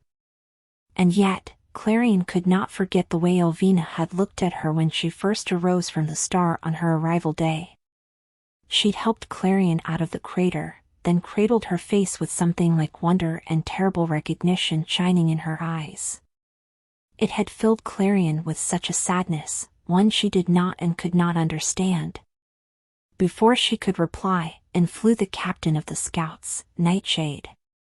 She was dressed in full regalia, a breastplate, and plates of bark armor strapped to her forearms and shins, all of it gleaming menacingly, and carried a spear in her hand and a quiver of sawgrass arrows across her back. Her blonde hair was pulled back into a severe bun at the nape of her neck, which was bronzed from sun exposure. Your Majesty. Your Highness. She clasped a fist over her heart in salute. We should discuss logistics. We should, Elvina agreed. Clarion. Please let me stay, Clarion pressed. I won't interrupt. It is out of the question, Elvina snapped. Go. Clarion could only stare at her, stunned. Elvina had been impatient or disappointed in her before, yes, but never had she been so curt.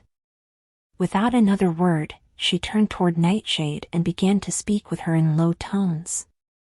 Clarion, bristling all over with affronted humiliation, understood that was indeed the end of the discussion. Elvina had promised to teach her everything she needed to know, and what better way to learn than by observing? Clearly, her insight was not valuable or welcome. She had half a mind to listen in at the door like a child sent off to bed. She had sworn to do better, to comport herself with the dignity befitting her role. And yet... Come on, Your Highness, Artemis said quietly. Now, there was no mistaking the pity in her voice. She all but steered Clarion out of the council chamber and back to her room. This time, Clarion felt too raw to protest. Outside her bedroom window, controlled chaos had erupted in Pixie Hollow.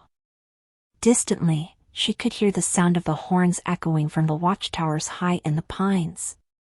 Pixie dust streaked the sky as fairies flitted home and scouts soared above the canopy with their bows drawn and their eyes trained on the shadows. Clarion's heart ached with worry. Her people were suffering. Petra was likely terrified out of her mind, and that pained her most of all. "You have to help at scale," 𝐒𝐿 had told her. But she couldn't. Not while she was locked away in her bedroom, and certainly not while 𝐒𝐿 was barring her from duty. The Queen of Pixie Hollow does not sit idle while there is still work to be done. Clarion had never been perfect, she knew. But how could she ever be when 𝐒𝐿's mandates contradicted each other? She would have to choose one. And right now, with her coronation looming so close, she could not content herself with doing nothing at all. It couldn't hurt to look for the monster herself, could it? If she came back with something useful, she would never be shut out again. And maybe, just maybe, she could convince herself that the stars hadn't made a horrible mistake. Surely, with all the scouts and 𝐒𝐿 occupied, no one would notice her missing. She'd just have to wait until nighttime, when Artemis was finally off duty, to make her escape. As the hours wore on, the sun sank lower, staining the sky a wildfire red. Just before twilight descended, Clarion eased open her balcony doors. When she stepped outside, shadows settled heavily over her and prickled her skin with unease. A gust of wind set all the branches clattering, and buried somewhere beneath the sound, she would have sworn she heard the distant scream of a fox. Somewhere out there, a monster lurked. The thought had no sooner slithered to her mind than her gaze fell on the mountains. The near dark of dusk had transformed them into something stark and shadowed. For the first time, they leered back at her almost expectantly. Clarion could not tell if it thrilled or unsettled her more. Gathering her nerve, she took flight toward Spring Valley, to the border where spring met winter.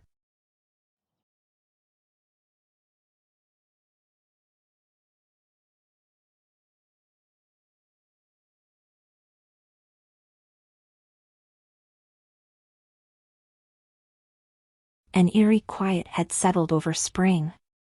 No birdsong, no breeze shivering through the tall grass, no sound of laughter echoing through the trees. Never had Clarion seen Pixie Hollow quite like this. It felt almost desolate. Darkness descended slowly, trickling down through the cherry blossom trees and onto the meadows. Far below her, she caught a glimpse of her glow reflected on a pond. Fading sunlight glittered on the water, but with no water talents to carve ripples into it, the surface was disconcertingly glass-like in its stillness. One of the dewdrop mosaics Iris had mentioned lay unfinished on the shore, clearly abandoned once the scouts had sounded the alarms. As she neared the border, the sound of rushing water reached Clarion. Gradually, the trees thinned as they shied away from a river's muddy banks. With a flutter of her wings, Clarion descended and landed with a soft thud of her slippers in the grass. Blackberries and sweetbriar grew wild in the underbrush, and the delicate smell of evening primrose perfumed the air. As she approached the river dividing spring from winter, she felt oddly exposed, with no woods enfolding her and the glow of her wings undampened by a traveling cloak. She'd never been this close to the border before. She'd never been this alone. A root of the pixie dust tree twisted out of the earth and spanned the river's breadth. Bridges like this one existed between each season in an unbroken reign, from winter to spring, spring to summer, summer to autumn, and autumn to winter. When Clarion first arrived, their existence had puzzled her. What use did fairies have for them, when so few of them walked anywhere at all? Now, she marveled at the powerful magic flowing through them. The 4 seasons existed simultaneously in Pixie Hollow, thanks to the roots of the pixie dust tree binding them together in one place. A thought, one she knew very well she should not entertain, bubbled up in her mind. If winter and the warm seasons were truly meant to be apart, then why did this bridge exist at all? A distant rustle of the trees snapped her from her thoughts. Unease worked its way down her spine in a shiver. The sound had come from the winter woods.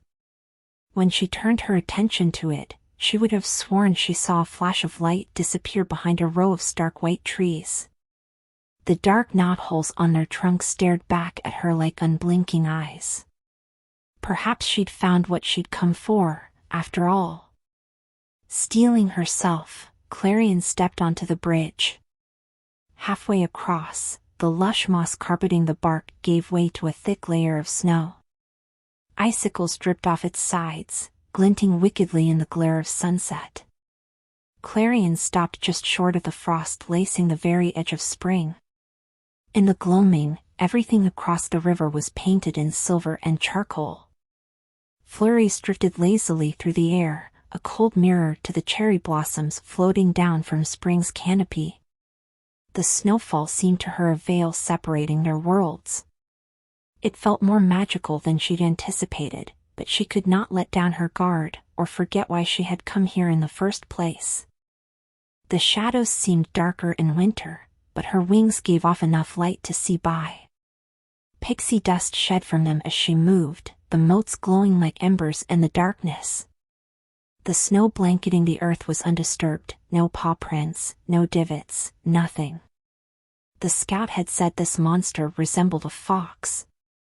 If it was large enough to be seen at a great distance, radiating some sinister aura, where could it have gone? Suddenly, she felt very foolish indeed. She must have imagined that sound entirely. What had she been thinking, wandering off in search of a monster? At the time, the plan had seemed so obvious, so sensible. Now, she saw it for how ridiculous it was. The stress and the doubt of her impending coronation had muddled everything. The truly sensible thing to do would be to turn back now. But then, where did that leave her? She could not bear the thought of returning to her empty bedroom, or worse, to a council chamber she'd been shut out of. Besides, she was here, so near to a place that had called to her for years. It was so strangely tempting to reach out and catch a snowflake. Even this close to the border, the spring air still held its pleasant evening chill. How close would she have to get to feel the bite of true cold? Very tentatively, she brought her hand to the very edge of the border, letting it hover a bare inch away from the flurries. Finally, she felt the slightest sigh of winter against her skin. Steeling herself, she let her fingers slip through to the other side. Bone-deep cold seized hold of her, sharp and sudden enough to make her gasp. It raised all the hairs on the backs of her arms. Clarion snatched her hand back and puffed warm breath into her cupped palms. Well, she certainly had no doubts now about her inability to cross. Even so, the sting left her somewhat exhilarated. She'd never felt anything quite like it. Another flicker of movement caught her attention. This time, she could see it clearly, a faint silver glow glaring out of the darkness. No, she thought, an aura.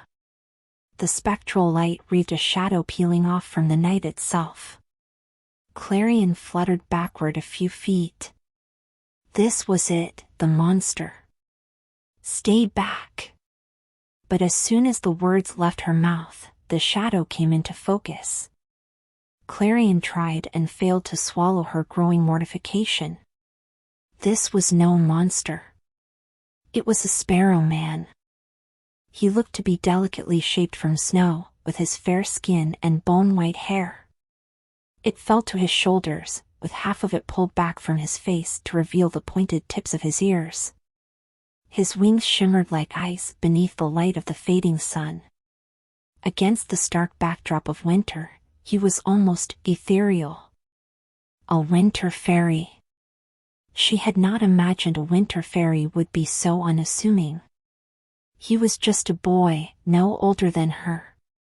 And yet, looks could be deceiving. She could not underestimate him. She arranged her face into some semblance of composure. Too late, evidently, for he lifted his hands placatingly and said, "My apologies. I didn't mean to frighten you." His politeness surprised her even more than his sudden appearance had. "You didn't," she said guardedly. "Well," he replied, visibly taken aback, "that's a relief." The winter fairy slowly drew closer to the border, his every stride measured, as though giving her the opportunity to retreat. She forced herself to remain rooted where she stood. With each step he took, the snow crunched beneath his boots and her anticipation mounted. He stopped just at the edge of the border. This close, she could see every plane of his face, from his broad cheekbones to his square jaw. There was no warmth in the young sparrow man's eyes. His gaze was wary and trained on her, as though she were a wounded animal poised to strike. Whatever mistrust Clarion harbored, it seemed it was entirely mutual. "Who are you?" Clarion demanded. Her voice came out exactly as she'd practiced, authoritative, cool, dispassionate. The voice of a queen, even if it wasn't exactly her voice. "I don't mean any harm," he said. Clarion resisted the urge to laugh. As if simply saying that could put her at ease. "My name is Milori." "And what business do you have here?" She paused, giving him another once-over, "Milori." If he was at all bothered by her skeptical tone, he did not show it. From his neutral expression to his drawn-back shoulders, he was the very picture of confidence. "I've come to request an audience with the Queen of Pixie Hollow." After a pause, he added, "And it seems I've gotten one." "You know who I am?" In her shock, Clarion abandoned her queenly hauteur. The question sounded far more hopeful than she intended. "Of course I do." He sounded almost puzzled. A strange glint entered his eye, one not entirely unpleasant but one that she couldn't exactly read. It hardly mattered to her, because he knew who she was. He knew who she was, and he hadn't flinched away from her or demurred or panicked. She could count on one hand the number of fairies who dared look her in the eye, who dared speak to her unbidden at all. Perhaps they had no respect or love for warm-season royalty in the winter woods, but she would gladly take impertinence over reverence. "May I ask what gave it away?" she asked, trying not to sound too eager. That glint in his eyes intensified. If she didn't know any better, she'd say he looked amused. "Your regal bearing." Clarion glared at him. "I beg your pardon?" His smirk indicated she had rather proven his point. "And your wings," he added, more soberly. "They're very distinctive, and bright. I saw you coming at quite a distance away." Self-consciously, Clarion folded them against her back. She suddenly wished she had brought her traveling cloak after all. "I'm terribly sorry to disappoint you, but I'm not actually the Queen of Pixie Hollow. You're looking for Queen 𝐒𝐿𝐒. I'm only the queen in training. And not a very good one, at that," she almost added. "I see," he replied. All of the mirth drained from his expression. Clarion found she missed it when it was gone. Such somberness did not belong on a face like his. "And what do I call you?" A small part of her knew that she should insist on decorum. No one called her by her name but 𝐒𝐿𝐒 and Petra. "Your Highness," she almost said. But what came out of her mouth was Clarion. "Clarion," he repeated. How strange it was to hear her name in his lilting accent, in that voice as cool and smooth as a pane of glass. It made a shiver pass through her, one that had nothing to do with the cold. Clarion smoothed her hands over her skirts, doing her best to appear disinterested. "Shall I pass on your message to Queen 𝐒𝐿𝐒?" If you would, tell her that the Warden of the Winter Woods wishes to speak with her. It's an urgent matter, one that concerns both our realms. Could he be talking about the monster? Her mind whirred with the possibilities. She had hoped to bring information back to 𝐒𝐿, and what information could be more valuable than something that came from the Warden of the Winter Woods himself? She'll never agree to it. It wasn't a lie, 𝐒𝐿 had never exactly encouraged her interest in the Winter Woods. But perhaps I can meet with the Warden. A rather peculiar expression crossed his features, there and gone in an instant. That can be arranged, if you wish.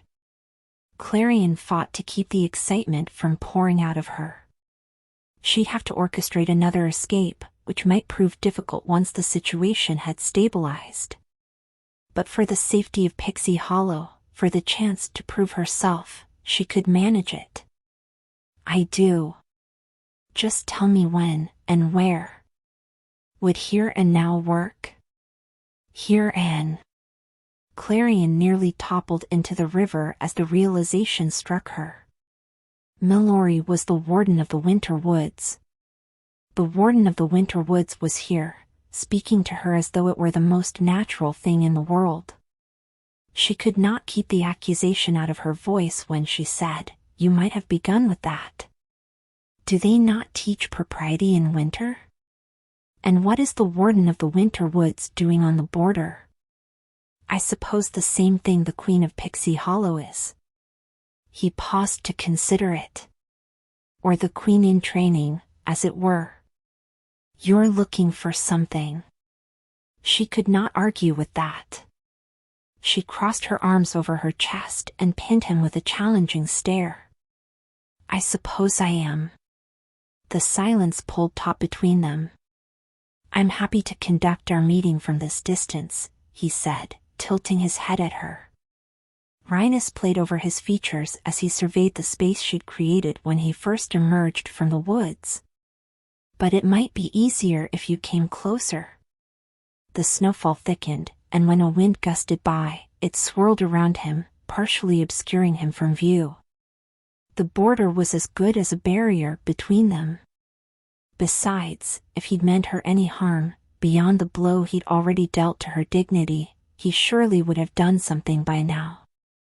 Tentatively, Clarion crossed the distance between them again and came to stand just on the edge of spring. Frost crunched beneath her feet when she landed. Clarion resented the fact she had to tip her head back just slightly to meet his gaze. His eyes were as gray as the winter sky and steady on hers, and there was such terrible weariness behind them. The realization made her feel oddly off-kilter. What could trouble him enough to wear it so plainly? Up close, she drank him in anew. A few stray wisps of hair curled around his pointed ears. But what struck her the most were his arms, wiry with muscle and completely bare beneath his lamb's ear tunic. She couldn't fathom how he wasn't chilled. Passing her hand through the border for one moment had been enough to pierce her to the bone. Would he feel similarly if he reached toward her? Would she be hot to the touch, like holding his hand to a flame? Clarion cleared her throat, determined to end that line of thought. What is it, then? She asked. The angle of the fading sunlight cast half his face in shadow. I believe a monster will soon cross into your realm. It was a grim proclamation, but it had come too late. Still, if he had any information about this monster, this excursion had been worth it. She wouldn't return to the palace entirely empty-handed. I'm afraid it already has. Our scouts saw it just before dawn this morning. I'm sorry, he replied quietly. Something like guilt wrote itself across his expression. I'd hoped I would have time to warn you before it reached spring. To warn me? Clarion frowned. You saw it? And I regret that I could not stop it, he said, as though he could not speak quickly enough. She did not think she mistook the strangled emotion in those words. But that's why I've come to ask for your help. My help? She couldn't keep the incredulity out of her voice. Tell me what this monster is first. Surprise flickered across his face.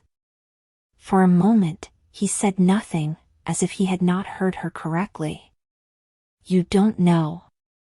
Clarion was certain she looked just as baffled as he did now. How would I? Your predecessor has not been forthcoming with you, he said, with a touch of bitterness. Excuse me? She reeled back.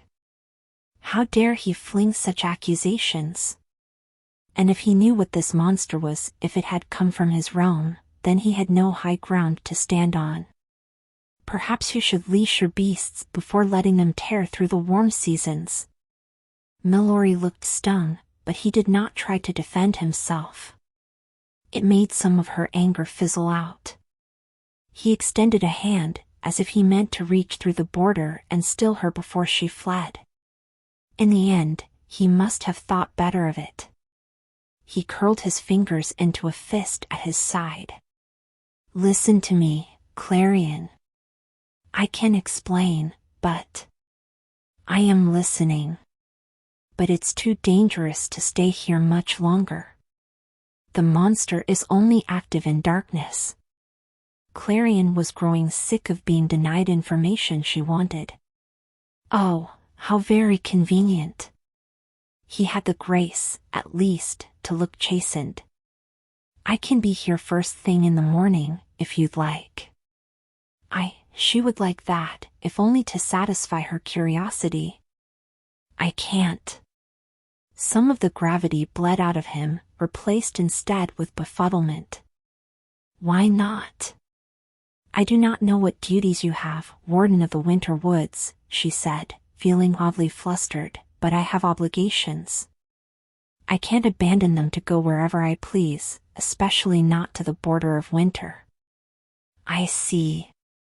He raked a hand through his hair, looking somewhat overwhelmed. The Queen does not know you're here, does she? No. I snuck out. Clarion deflated. It embarrassed her only a little to admit it. Perhaps he would think less of her, now that he knew how stymied she was in her role. Dangerous or not, evenings are the only time that's truly mine. Very well, he said, clearly undeterred. I will see you at sunset tomorrow. With that, he turned on his heel. Wait. Indignation and panic flared bright within her. What if she could not make it tomorrow? What if she needed time to think about what she was committing to? I did not agree to that. Milori paused, as if considering. If you are interested in solving this problem rather than avoiding it, you know where to find me. I will be waiting here, at sunset, every night for a week. He studied her face, and the searching intensity of his stare made heat crawl up her neck.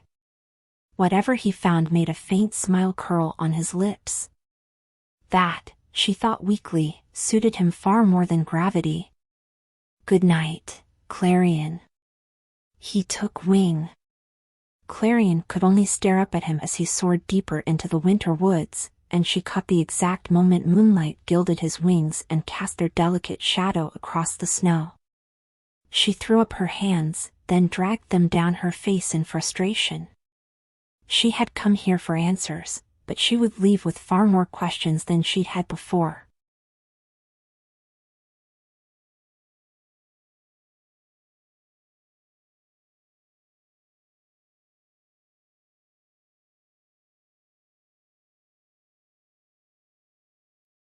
Your predecessor has not been forthcoming.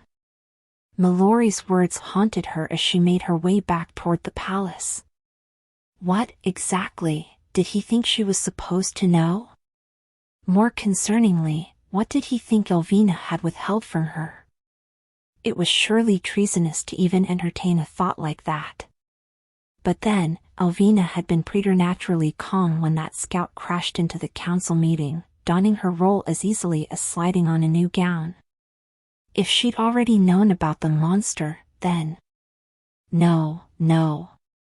Clarion could not allow herself to go down this road. Taking information back to 𝐒𝐿𝐒 was tempting, yes, but to involve herself in some sort of, conspiracy? That was beyond her, and with her coronation looming, she could not afford to be distracted by the Warden of the Winter Woods and his cryptic words. For all she knew, he was lying to her. And yet, Clarion found it difficult to doubt the genuine concern and guilt she'd seen on his face. She shoved the memory of his haunted expression aside. Sincere or not, she could not meet with him again. In the distance, the pixie dust tree shone out of the night like the glow of a lantern. But Clarion couldn't bring herself to return home just yet. Milori had warned her that this creature, whatever it was, hunted in the darkness, but below her, Spring Valley slumbered peacefully, no chaos, no terror, and certainly no monsters. Surely it couldn't hurt to check on Petra. It was on the way home, after all. She banked left, the wind guiding her along its steady course. Tinker's Nook lay nestled at the base of a massive sycamore, surrounded on all sides by sloping earth grown wild with tall grass and drowsing bluebells. Most tinkers built their houses atop the tree's roots, each home crowned with a roof of maple leaves.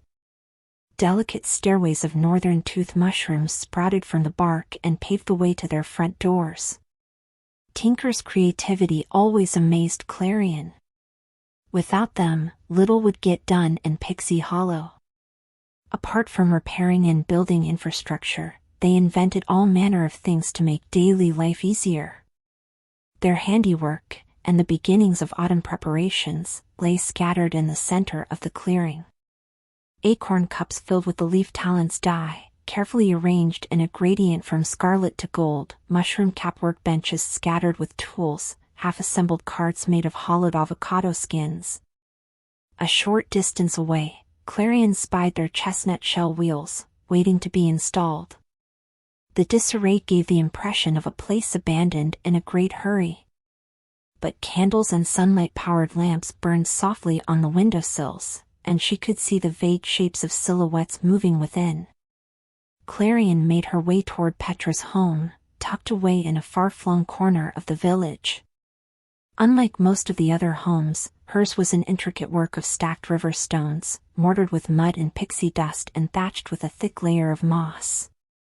By her own admission, Petra preferred a less organic look, but a single mushroom sprouted from the roof as if to spite her.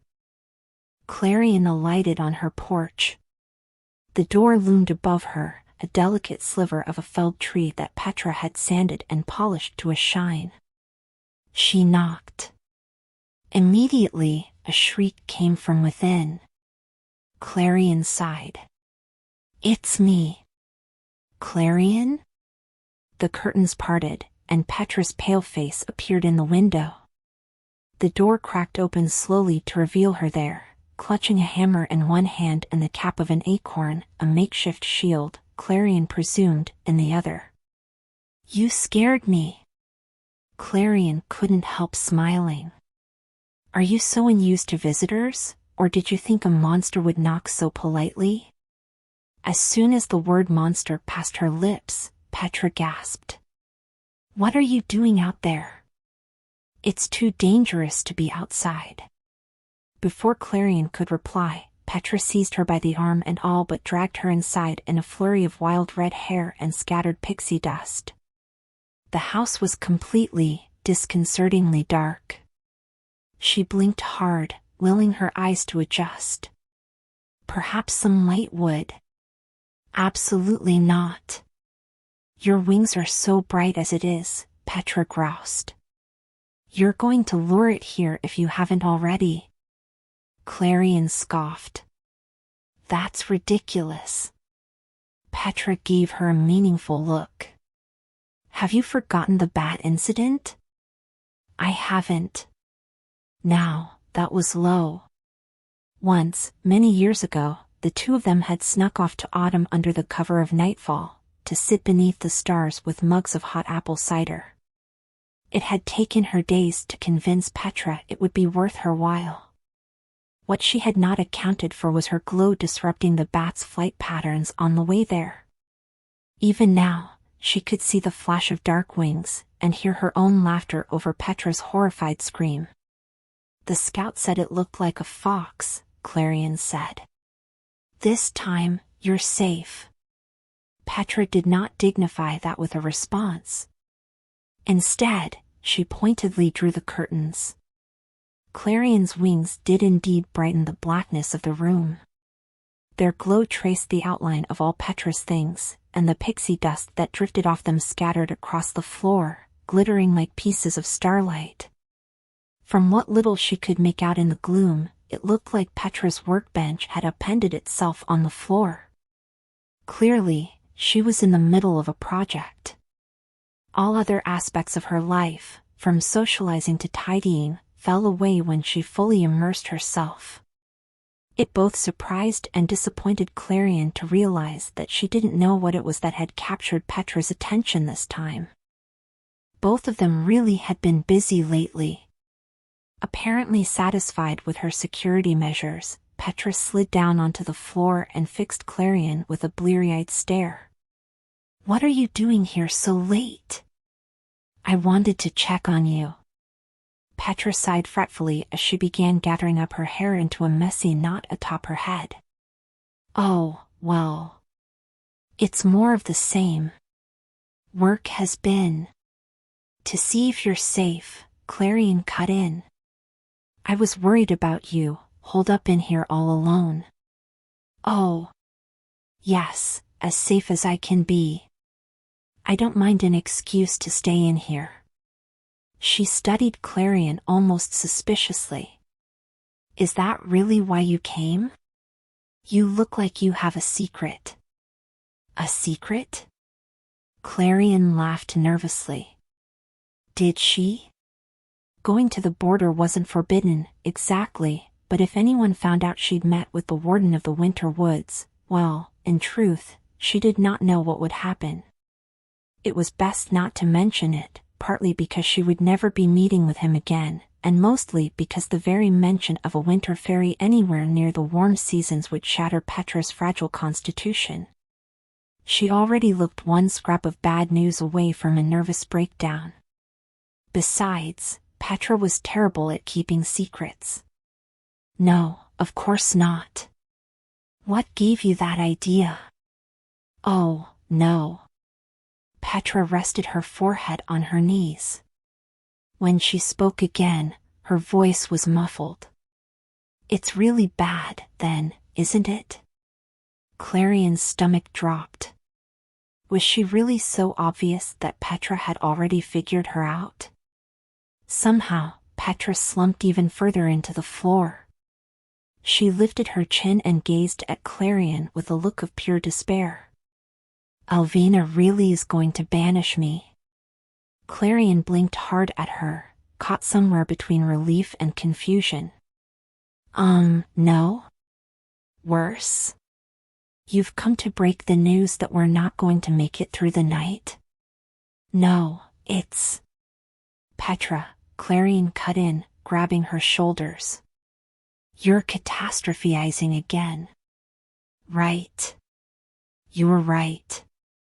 Petra deflated, then forced herself back upright. "So, what is it?" "The Queen of Pixie Hollow shows up at my door." "Queen in training," Clarion interjected. "Unannounced and with no business?" How sweet it would be to talk through what had happened with her. Clarion sighed and perched on the edge of Petra's table, in what little space there was left for her, anyway. Something jangled behind her, which she slid out of the way. Petra did not shout at her to be careful, so she supposed it was nothing important. As Clarion studied her friend's drawn, soot-streaked face, an ache bloomed deep in her chest. In moments like this, she could appreciate the true wisdom of Alvina's philosophy. A queen had to carry the weight of her decisions alone. Keeping everyone at a distance made it far easier to resist the temptation to burden others. And so, she said, "I promise I have no ulterior motives, secrets, or terrible news." Petra did not look convinced. Absent-mindedly, she picked up one of her tools and turned it in her fingers, staring intently down at it. "You don't have to be mysterious, Clarion. Not with me. Don't I?" She gestured at the wreckage of Petra's cottage and forced herself to smile. "I know. I've just missed you. Why don't you tell me what all this is?" "I haven't told you yet." Petra's eyes lit up, and all the anxiety, all the uncertainty, melted off her. She rummaged through her things until she retrieved 2 flat sheets of metal. "This could be groundbreaking. I've been developing a new welding technique using sand and..." Clarion let the rush of Petra's enthusiasm wash over her. Even though she hardly understood a word of her speech, the sight of her in her element warmed Clarion like sunlight. And somewhere, deeper down, it stirred a spark of sadness. What must it be like, she wondered, to be so certain of your path? What must it be like to share it? When she returned to the palace, the balcony doors latched too loudly behind her. Clarion held her breath, bracing herself, but after a few moments, nothing had happened. No alarms blared. No scouts kicked in her door. A small relief, she thought. Somehow, she'd gotten away with her reconnaissance mission. She felt almost giddy with the rush of it. She changed into a nightgown, then settled at her vanity to undo her braid. As she worked, freeing the flower petals and pins from her hair, some fanciful part of her believed she could still smell snow and pine resin. Winter, in some way, had followed her even here. She had just picked up her comb when 3 sharp knocks sounded on the door. Clarion winced. There was no mistaking that authoritative announcement, wordless as it was. "Alvina." As composedly as she could, Clarion said, "Enter." When she turned, she saw Alvina framed by the doorway. Despite the late hour, she had not changed out of her regalia. Her expression was unreadable at first glance, but Clarion thought she detected a flash of relief in her eyes. "You're here. Where else would I be?" Clarion smiled radiantly at her, hoping it would distract from the hitch in her voice, and swiveled back toward the mirror. She retrieved her comb and set about smoothing out the waves in her hair. In the reflection, Clarion watched Alvina's expression darken. "You were unaccounted for when I checked on you earlier." Clarion had no answer for that. If only she devised some clever lie, some excuse, but it seemed unwise to contrive something now. "I'm sorry." Her voice sounded terribly small and pathetic, even to her own ears. Alvina heaved a long sigh. "I thought you had grown out of this impulse of yours. At the very least, I thought you had the good sense to stay out of such obvious danger. I ought to reassign your guard for the oversight." "It wasn't her fault," Clarion protested. Panic knifed through her. How could she have been so careless? She hadn't considered how it might impact Artemis, whose entire job was ensuring that Clarion stayed out of harm's way. "It was mine." Any warmth in Alvina's expression vanished. "You disobeyed my direct orders. And I apologize for that." Clarion rose to her feet. In her unbound hair and loose nightgown, she felt entirely unequal to the task of challenging Alvina. But perhaps, now that she had her full attention, she could get through to her. "However, I cannot sit idle while our subjects put themselves at risk. The Queen of Pixie Hollow must." "I feared the worst." The rawness of Alvina's voice silenced Clarion's every coherent thought. It rang in the silence. Alvina's breathing came unevenly, and it was only then that Clarion understood. 𝐒𝐒 was not just furious with her. She was afraid. The scouts weren't able to track the creature, 𝐒𝐒 continued. It left no trace, as if it just vanished. When I returned to the palace to find Artemis in a panic and you missing, what was I supposed to believe? If it had taken you, then there would be no coronation, and 𝐒𝐒 would be free to rule for another 1,000 years, or until another star fell, one carrying a far more suitable heir. Clarion did not know what was worse, her self-pity or how wretched 𝐒𝐒 looked with her trembling hands. "Where were you?" 𝐒𝐒 asked, voice low. "Your predecessor has not been forthcoming." Clarion shoved the memory of Milori's words down as quickly as it arose. "I went to check on Petra. You know how she gets." "It wasn't a lie, not entirely." "I do." 𝐒𝐒 relented. The answer seemed to appease her, and moment by moment, she collected herself. "You are kind to that tinker. But do not disobey me again.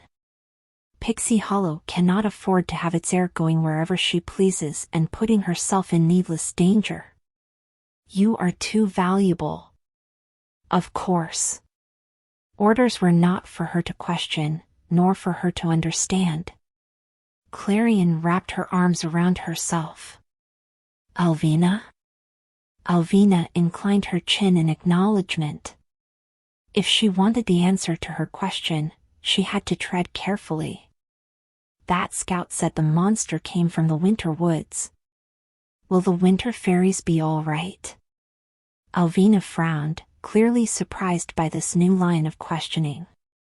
"The winter woods is a dangerous, barren place crawling with monsters. They are used to it by now." Crawling with monsters.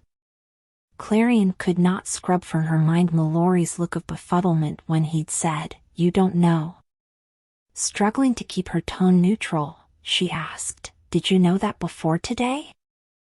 "Only vaguely," 𝐒𝐒 replied guardedly.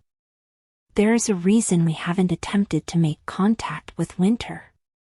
But it's the Queen of Pixie Hollow's job to keep her subjects safe." Clarion dared to meet her mentor's eyes. She found herself jittery and cold with the thrill of talking back. She did not think she liked it. "Isn't it?" "Her subjects, yes," 𝐒𝐒 said, leveling a flat stare at her. "The winter fairies have managed themselves for centuries and have coexisted alongside those creatures for as long as I have been alive, and much, much longer, I'm certain. Besides, they answer to the warden of the winter woods. The warden has their own way of doing things, and I assure you that they would not appreciate our interference." Clarion wasn't satisfied with that answer. How could she be, when the warden of the winter woods himself had asked for her help? 𝐒𝐒 demanded she accept her decisions and explanations without question. Yesterday, she might have. But now, Clarion could not deny that maybe Milori was right. 𝐒𝐒 was withholding something from her. When Clarion made no reply, 𝐒𝐒 seemed relieved. Her rigid posture relaxed, and her tone softened. "Let us put this behind us.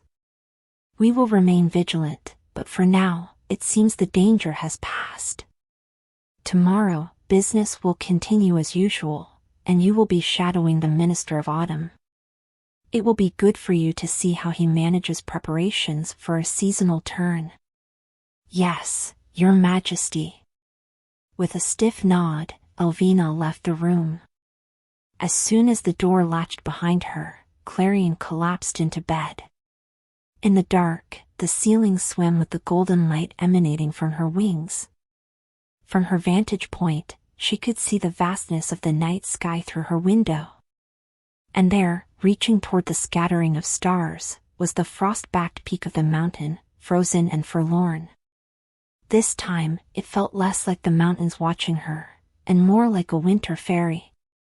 If she closed her eyes, she could practically see it. Milori, his hair like a white flame in the wind, his eyes fixed on the pixie dust tree. "I will be waiting here, at sunset, every night for a week."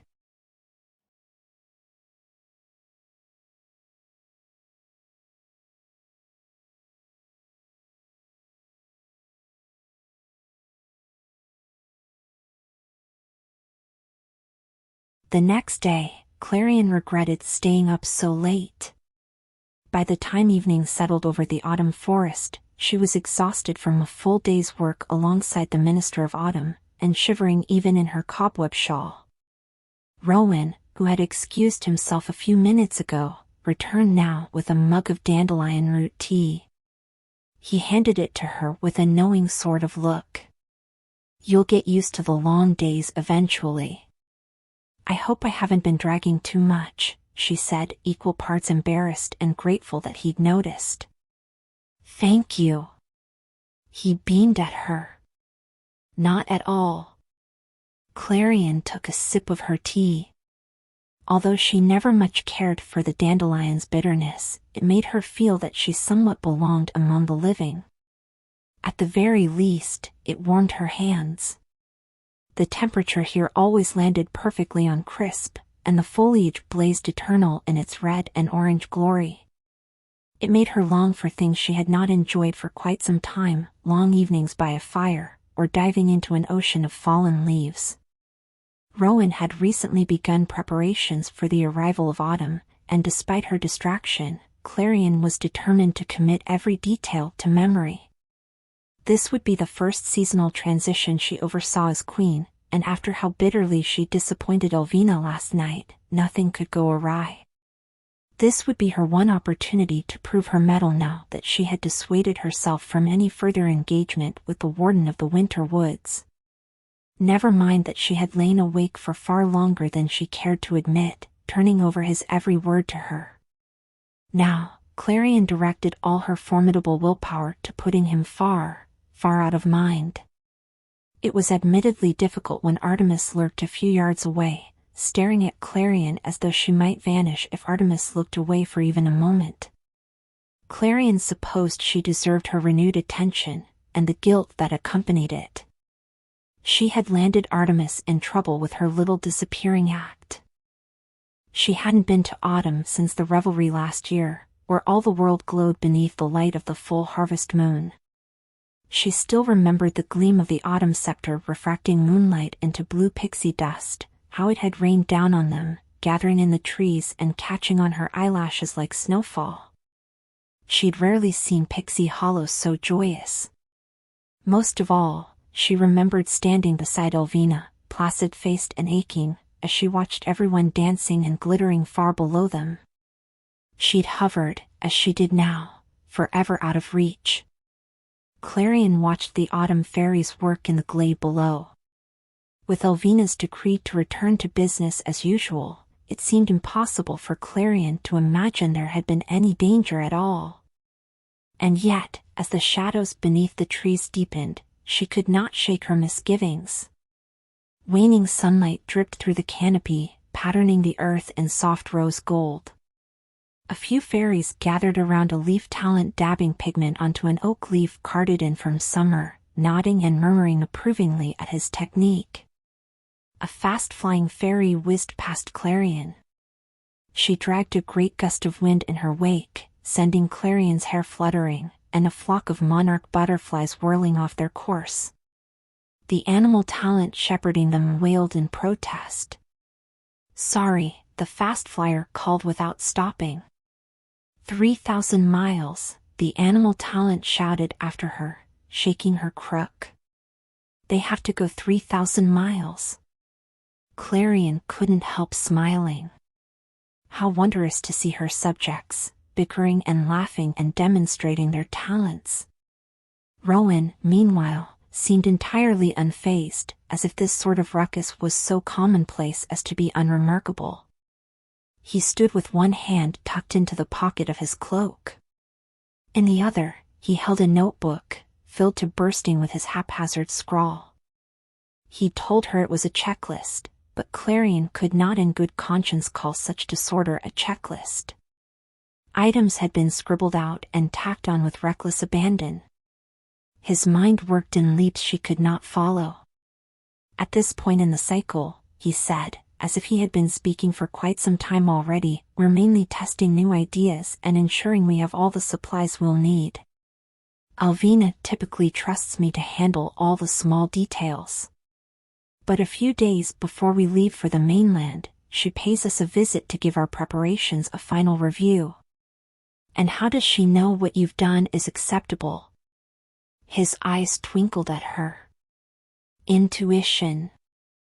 That was exactly the sort of unquantifiable answer that tormented her. No, she could not depend on something as untrustworthy and inconstant as her own intuition. These past few days, it had done nothing but cause her trouble. Surely he was teasing her.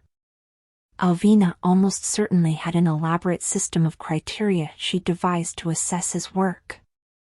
Clarion made a mental note to trouble her for it when she returned to the palace. Clearly sensing her distress, Rowan laughed. And a little faith in her minister, of course. I've done this hundreds of times before, Clarion. You're in good hands, or at least experienced ones. The reminder of his age did little to assuage her. It was only a bitter reminder of how far she had to go, and how she did not have the luxury of centuries to become competent. Did it ever worry you? Surprise softened his face. What? I don't know, she said quietly. She found she could not say what she really meant. Did you ever doubt yourself? Instead, she swept a hand down at the glade below them, where a group of leaf talons were folding and refolding dried leaves into complicated patterns, an effort to achieve the optimal crunch when stepped upon texture. A very complicated process, Rowan had once assured her. All of this. Everything depending on you. Everyone looking to you. His loose curls fluttered in the wind, and the shadows of his long eyelashes slanted across his cheekbones. As he considered her, frowning, Clarion could not unsee the stillness of an ancient forest that lived behind his eyes. I'm sure it did, once upon a time. But it's not in my nature. Autumn is all about reflection and slowing down. As I've gotten older, I've learned not to worry about things before they happen. I see. Was that the trick, then? Simply choosing not to worry? It was a truly foreign concept to her, considering her closest friend was Petra, who chose to worry about every possibility. You're a governing talent, Rowan said. I know it seems overwhelming in the abstract, but once you get into it, you'll know what to do. Clarion drew her shawl tighter around herself. Of course. His smile faded as he drank in her expression. What brought all this on? Is Her Majesty giving you trouble?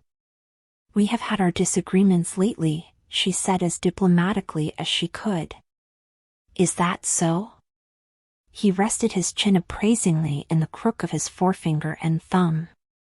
Ever since you were a brand new arrival, you've tried to make yourself into the very image of her. The same posture. The same voice, you know the one. I can't imagine she's discouraged that. Clarion wanted to take it as a compliment, but something about his tone suggested he did not mean it as one. Less like a human mother and child, whom she'd heard tended to bear resemblance to one another, and more like a child and her doll. At the plain sympathy on his face, no, she thought, pity, she bristled.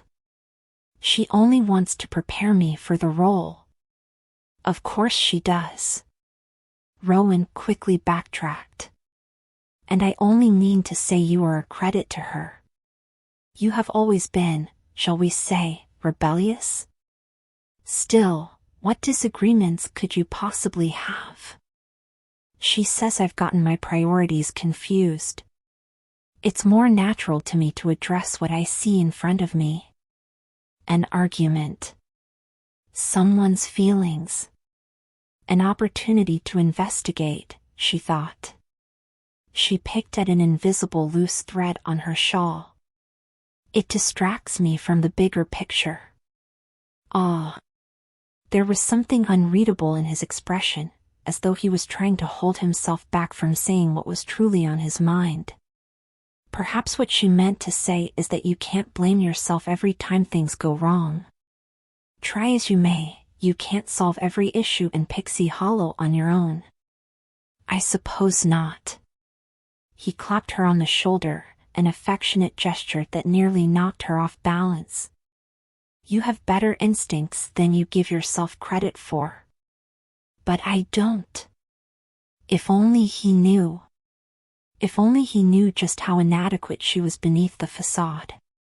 When it came down to the things that mattered, the decision-making, the composure, the raw power, she would never be 𝐒𝐿𝐼𝐒's equal. She offered him a wobbly smile. I appreciate that. Truly. His expression grew serious. Clarion. You know you don't need to. The very air shivered, and all the world went deathly, unnaturally silent. Gooseflesh rippled down her arms. Dread gripped her spine in a vice. It felt like the skin-crawling moment before lightning struck, but the sky, dark as it was with encroaching night, was cloudless. Rowan frowned. Did you feel that? I did, she said, a little breathlessly. Artemis appeared at her side in an instant, her fingers hovering above the quiver of arrows strapped to her hip. Rowan tucked his notebook into his pocket. The hem of his cloak snapped in the wind. In the glade below, everyone had frozen. No shadow of a hawk darkened the earth. No scream of a fox rent the silence. But there, at the tree line, something caught Clarion's attention. Black fog, had fog ever been so thick, spilled into the clearing, and shadows pooled on the earth. They began to seethe and thrash, as if struggling to take shape. Murmurs of alarm broke out from the glade below. What is that? Clarion asked. I don't know, Artemis said apprehensively. She withdrew an arrow and knocked it in her bow.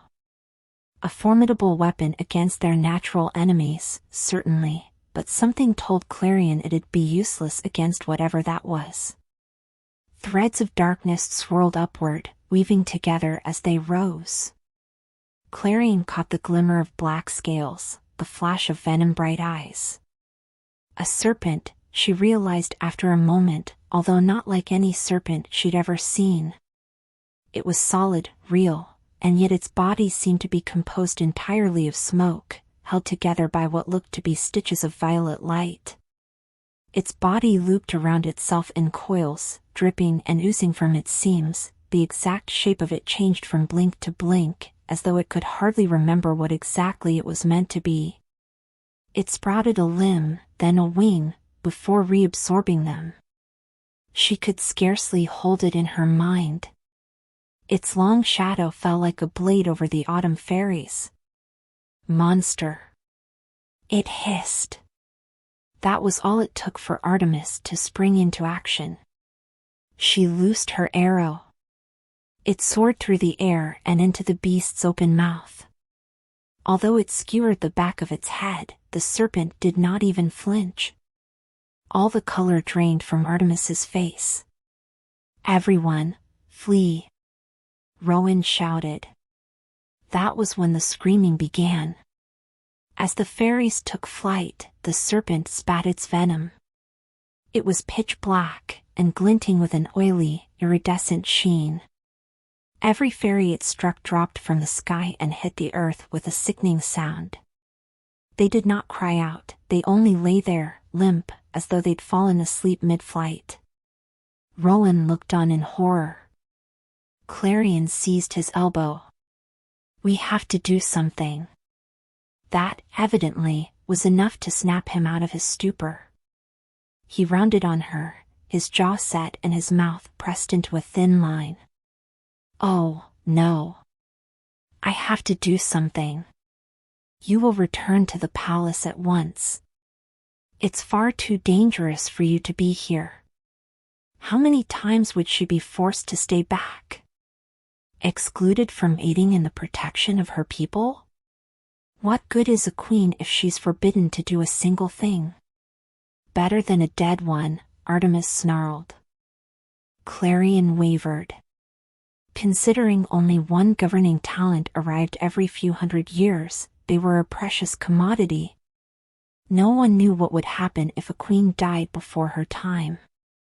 Would another be sent, or would Pixie Hollow be left to the wisdom of its ministers? Artemis fumbled to withdraw a blade of bluegrass from her pocket. She brought it to her lips and blew. The shrill sound cut through the forest. The scout's alarm. After a few moments, Clarion heard the alarm picked up by another scout in the distance. Scouts will be here any minute, said Artemis. Come with me. It's not worth your life. You know she's right, Rowan said, more gently this time. Go. Fine, Clarion choked out. Just help them. I'll keep her safe, sir. Artemis sounded as duty-bound as ever, but Clarion did not miss the emotion shining in her eyes. Regret, she thought. And longing. He nodded, then turned his attention to the glade below. A few brave fast flyers had stayed, trying to corral the beast away from their friends. They dodged and wove through its shadowy coils, pelting it with whatever they could get their hands on. This time, Rowan did not hesitate. He dove from the knoll, his wings snapping wide. Distract it, he shouted. I'll move the wounded to safety. Clarion could not tear her eyes away from the handful of fast flyers. They sliced through the air in wild streaks and flurries of pixie dust. With the beast distracted, Rowan landed and lifted one of the downed fairies into his arms. Just as he began carrying her toward the tree line, the monster rounded on him. Venom dripped from its bared fangs. No. Clarion saw the moment he turned, and realized what was about to happen. Every second stretched into an eternity. On instinct, her hand shot out. As if she could reach him from this distance. As if she could do a thing. But fear had kindled a spark within her that tore through her like wildfire. She knew that feeling. Magic. She gasped as the golden light of her power flared at the center of her palm and launched itself at the beast. Her surprise had made her aim terrible, but the serpent reared back as if burned. For a moment, Clarion could only stare down at her own hand in dumbstruck wonder. Magic still glimmered like stardust in her palm. It bathed her in its golden light and set Artemis's wide-open eyes aglow. How had she? No. Right now, it didn't matter how she had done it, only that she could do it again. Scouts were on the way, but they wouldn't be here in time. Besides, arrows had not done a thing against that monster. But maybe magic would. She had promised to be good.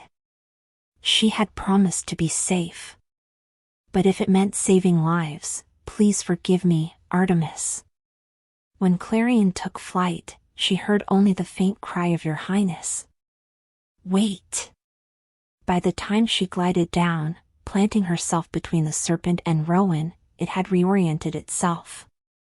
Where her magic had singed it, its flesh, if it could be called flesh at all, had begun sloughing off in gouts of black liquid. Up close, it was even more horrifying than it had been at a distance. The nearness of it filled her skull with the droning buzz of fear. And then, it turned the full brunt of its gaze on her. Her mind went entirely blank. Her every muscle seized with some instinctual fear. She forced herself to lift her hands, but they were trembling. Her magic had never felt so far away. But now, of all times, she had to be perfect. Control, she thought, through the rabbit scream of terror her thoughts had become. Focus. Her magic sputtered weakly in her palm. The serpent poised itself to strike, its jaw hinging wide. In that moment, the stranglehold she'd exerted on her magic loosened. Two thoughts occurred to her at once. I am going to die. And, stronger yet, if you want to hurt them, you will have to go through me. It was the second one that filled her, strangely, with serenity. Golden light poured from her. It flared brighter than the sun, cutting through the low-hanging mist in the clearing. Then, something knocked Clarion to the ground. She went sprawling, kicking up a cloud of dust in her wake. A heavy weight settled over her. When the spots cleared from her vision, Clarion was staring up at Artemis, her face streaked with dirt and wild with panic. She could hear nothing over the ringing in her ears and the sound of their ragged breathing. Motes of starlight still glimmered in the air when her vision cleared, drifting like snowflakes on the other side of the border. But when she dared to lift herself onto one elbow, she saw nothing left of the serpent but a wisp of darkness, slithering frantically back into the shadow of the woods. Venom spattered the earth where Clarion had been standing just a moment before. Artemis had saved her. Her relief did not last long, however. Her gaze snagged on Rowan, lying very still amidst the scattered autumn leaves. They reminded her too much of blood. Minister. She scrabbled to her feet and flew to him. He did not stir at her approach, but his chest rose and fell. Alive. Clarion nearly wept with relief. She knelt at his side and shook him.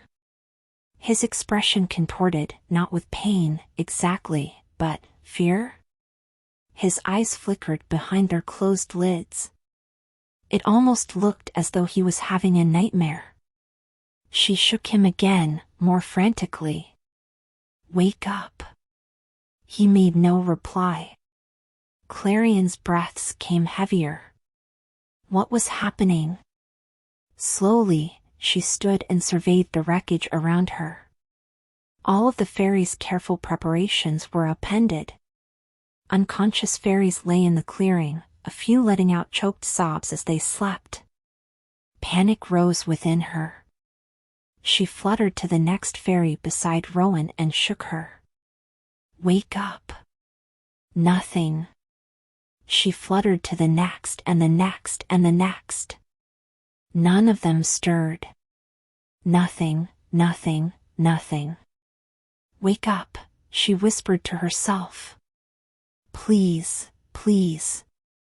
Wake up. By the time she attempted to rouse a sixth from her slumber, a hand landed heavily on her shoulder. Your Highness, Artemis said softly. Stop. At last, Clarion sank to her knees and buried her face in her hands. She breathed until she no longer felt close to tears. Never in her life had she felt so pathetic, so unqueenly. Never had she felt so disgusted with herself. For the first time, Clarion fully understood why Elvina did not trust her. She understood the true depth of her failures. If she did not master her abilities before her coronation, one day, Pixie Hollow would fall to ruin. And it would be entirely her fault.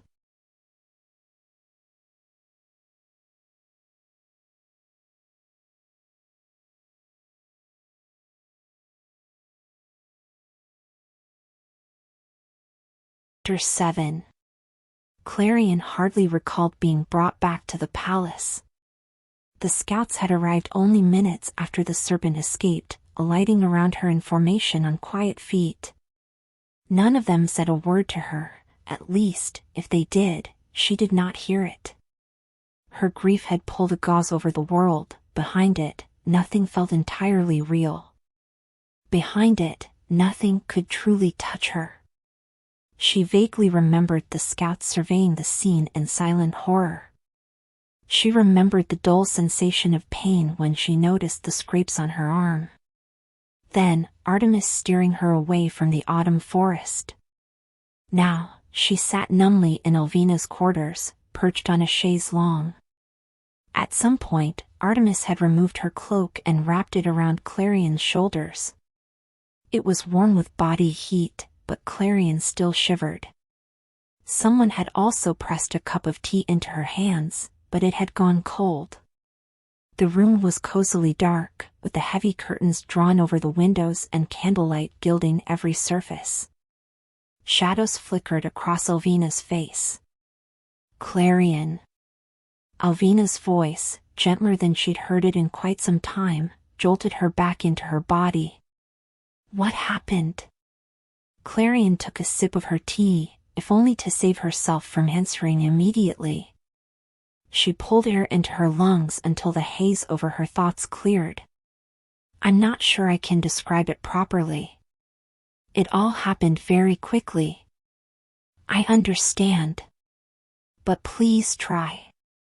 And so, Clarion did. How one moment everything had been normal, and how the next, the air had gone cold and heavy. How a shadow had come to life before her very eyes, only half formed. How fairies dropped like stones from the sky and did not rouse themselves. How dread had felt like a living weight on her when she came face to face with the beast, rooting her in place. The very thought of it made her shudder. As Clarion spoke, 𝐒𝐿𝐒na's expression did not change.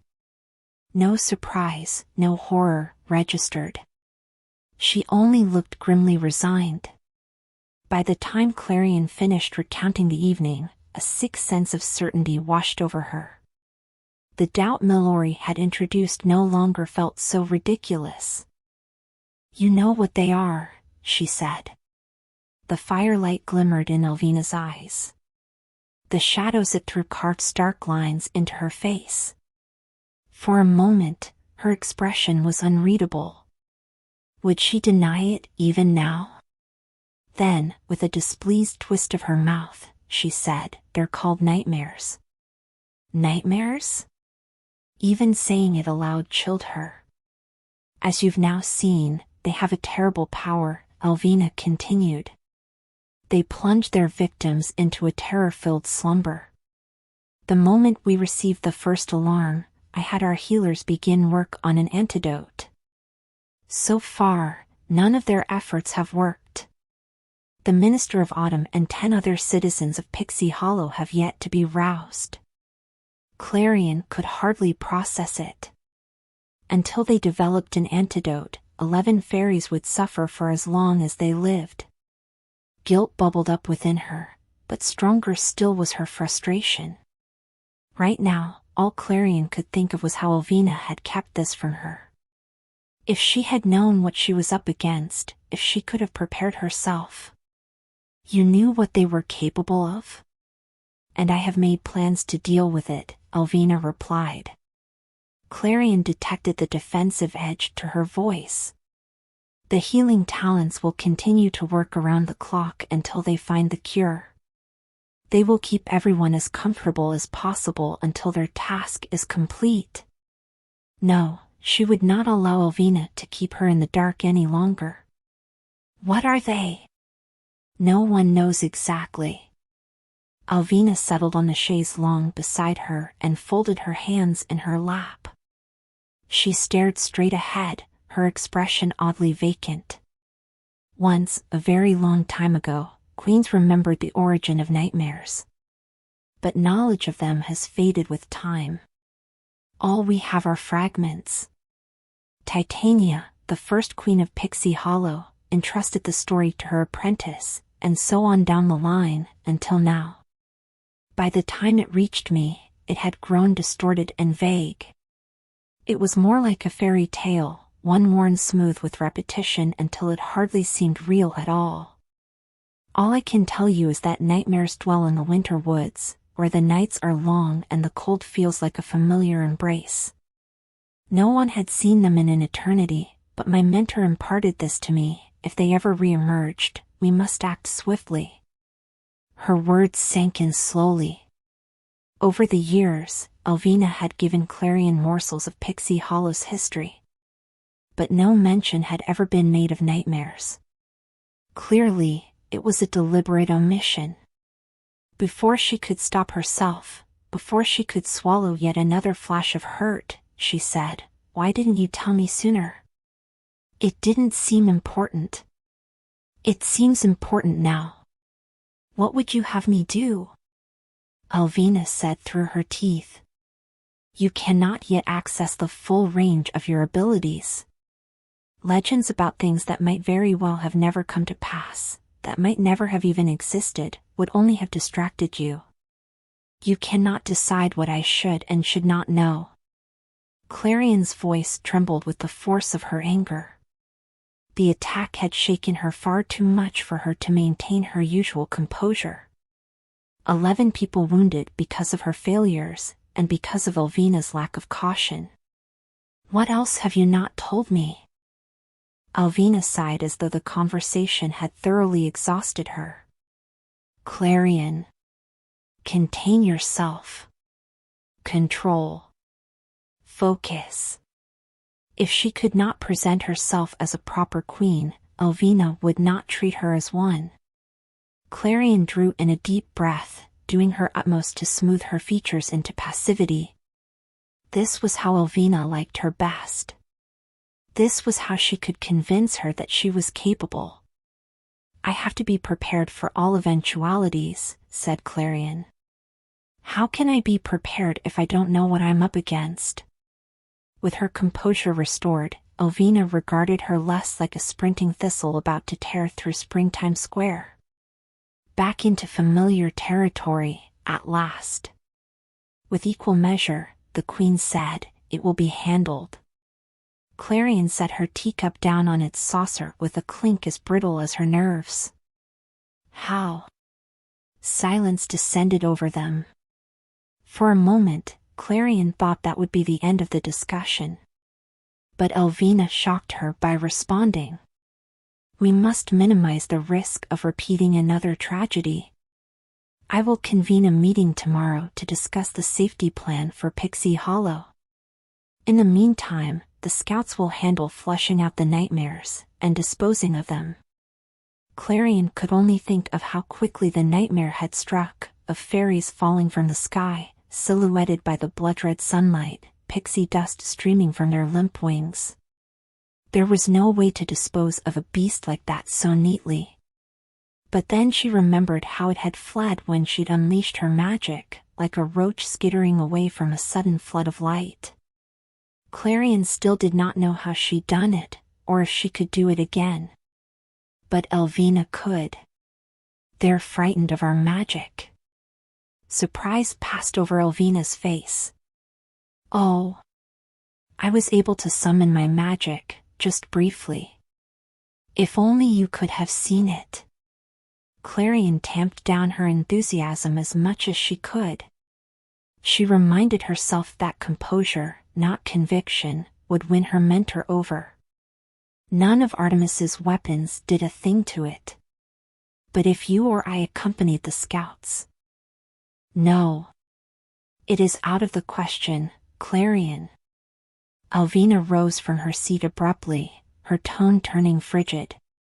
"Pixie Hollow is only as strong as its queen. What good is a queen if she's forbidden to do a single thing? Better than a dead one." Her heart twisted. If that were true, then Pixie Hollow should have been unbreakable. 𝐿𝐿𝐒, after all, was the perfect queen. Though now, Clarion was not so certain. 𝐿𝐿𝐒 would not hear counsel. She would not share valuable information, which could have prevented all of this from unfolding as catastrophically as it did. "If you are interested in solving this problem rather than avoiding it, you know where to find me." In that moment, she could think only of Milori and his sad gray eyes, someone with a plan to act. 𝐿𝐿𝐒 was not lying to her, surely, but she clearly was not telling her the entire truth either. Unless Clarion wanted to sit quietly, unless she wanted to completely smother her own intuition forever, she had no options left. For the good of Pixie Hollow, she would swallow her reservations. The moment she could, she would find Milori where spring bled into winter. The next morning, 𝐒𝐿 convened an assembly. On her orders, everyone set aside their work for the day and poured into the palace's throne room. Ivy and flowering vines hung from the ceiling like royal banners, and sunlight filtered in from delicate fissures in the wood, washing the space in gold. The throne itself sprouted from the earth, a sapling's trunk, carved into a seat. Twisting branches, lush with summer leaves, formed the armrests and back. It was beautiful, but Clarion had always suspected it to be terribly uncomfortable. Here on the moss-carpeted dais, she towered above the fairies gathered below. It astounded her, just how many lives she would one day hold in her hands. She hadn't seen all her subjects in one place since the day she arrived. 𝐒𝐿 stood at the very edge of the dais, regal and utterly resplendent. She wore her full regalia today, her horned crown, woven with wildflowers, and her wide-skirted gown, glistering and golden with pixie dust. Clarion stood a short distance behind her, flanked on either side by the ministers of spring and summer. Neither of them had said a word all morning.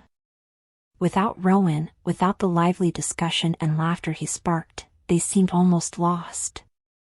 Their silence had suited her fine.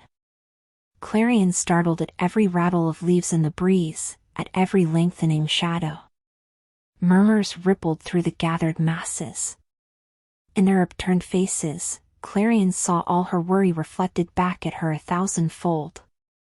Absently, she reached for that spark of power within her and found nothing. Why had it abandoned her again, when it had come to her so easily yesterday?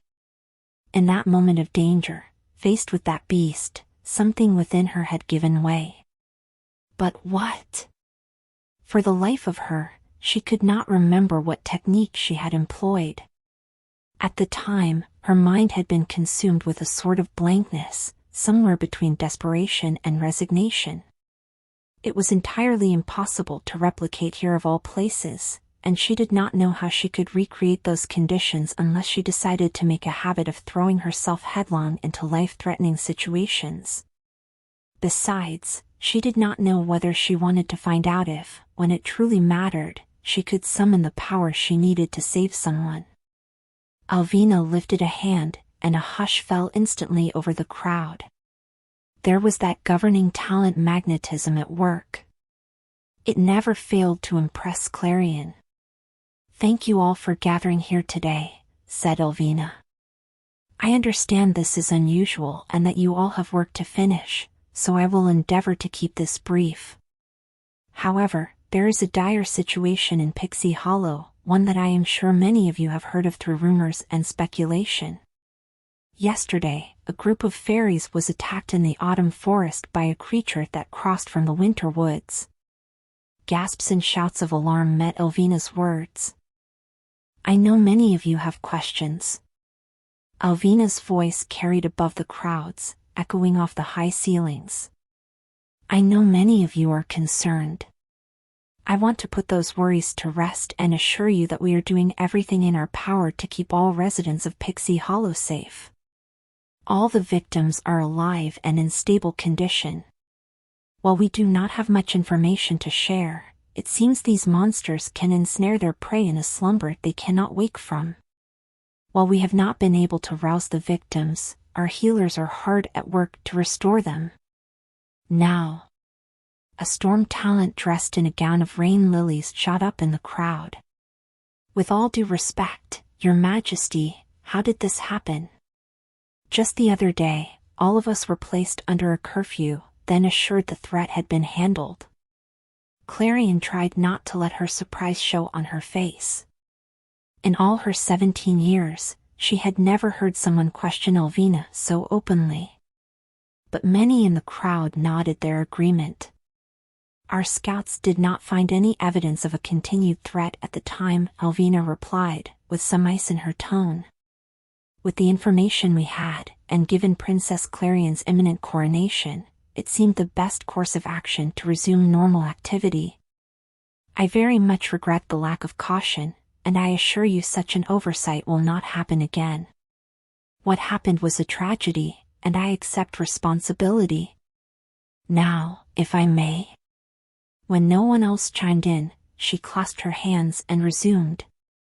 11 of your fellows are currently under our healer's care. One of them, as many of you know by now, is the Minister of Autumn. Another fairy, a dying talent spattered with pigments, spoke from the back of the crowd. How will the preparations for autumn be handled? Murmurs erupted from the crowd again, their voices low with fear. Clarion hadn't truly considered the impact of it until now. If a season did not arrive on the mainland in time, the effects could be disastrous. A long summer meant drought. It meant deadly heat waves and wildfires. Crops withering in the soil and waters choked with algal blooms. Nature was a vast network, like a spider's delicate web. If one thread was touched, it reverberated through the whole. There were things not even pixie dust and the work ethic of fairies could help. That vicious voice in her head whispered, "And it would be all your fault." If she were a more competent governing talent, then.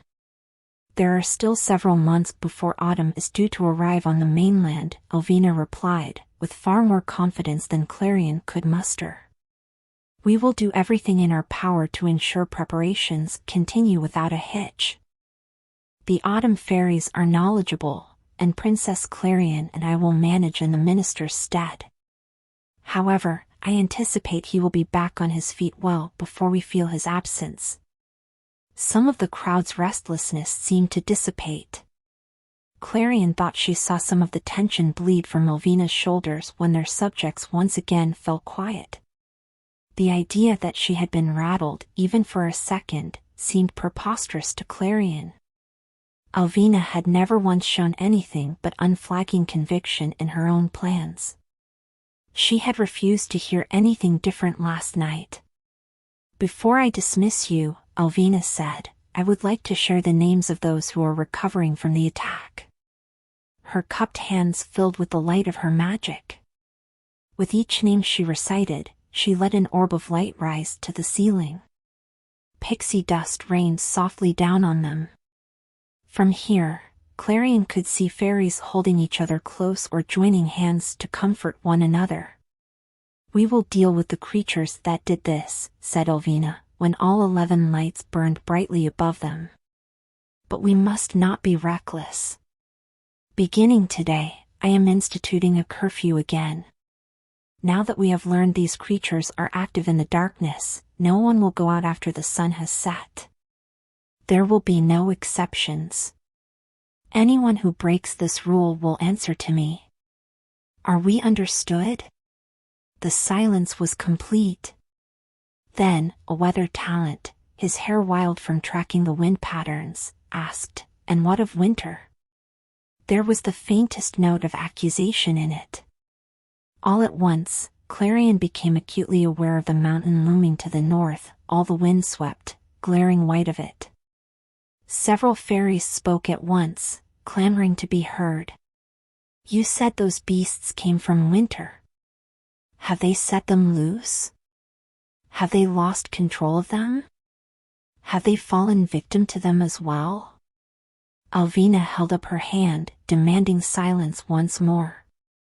When the commotion died down, she replied, "The warden of the winter woods has not made contact with the warm seasons in quite some time. However, I do not believe this is their doing. I can only imagine that they must be suffering too. My thoughts are with them." Did 𝐒𝐿 believe that, or did she know? Clarion flinched at the turn of her own thoughts. She hated this newfound paranoia, this mistrust of the woman who had all but raised her. "That said, I share your trepidation. We must take measures to protect ourselves in the long term." 𝐒𝐿 canted her chin, and the hooked shadow of her crown stretched across the floor. "I intend to tear down the bridges between winter and the warm seasons. If the crowd reacted, Clarion could not hear it over the ringing in her own ears. Horror felt like claws raking down her back. "It will take time," 𝐒𝐿𝐒 continued. "The magic flowing within them is powerful and cannot be destroyed by ordinary means. But rest assured, the plan is already in motion." This was 𝐒𝐿𝐒's plan?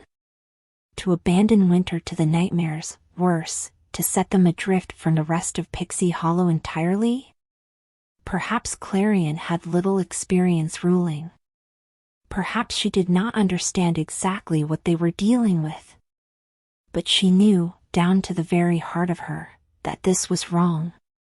When 𝐒𝐿𝐒 dismissed the assembly, fairies began filtering out. A familiar voice cut through the gloom of her thoughts. "Clarion!" She looked up to see Petra fighting her way to the foot of the dais, her red hair blazing bright beneath the sunlight. The sight of her comforted Clarion more than she expected. Before she could open her mouth to greet her, Petra launched herself forward and seized Clarion's forearm. Something as familiar as embracing her in public would raise eyebrows, but she felt all the warmth and relief Petra intended in the steady pressure of her grip. "You're all right," Petra breathed. "When I heard what happened, It's all right. I'm all right."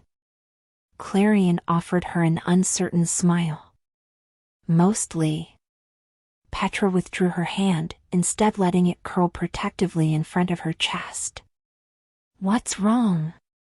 Clarion's gaze darted to 𝐒𝐿𝐒, who had begun speaking with Aria and Iris in hushed tones. Artemis, standing dutifully at the foot of the dais, of course noticed her feeble attempt to be sneaky. She narrowed her eyes at Clarion, as if to say, "I know you're up to something."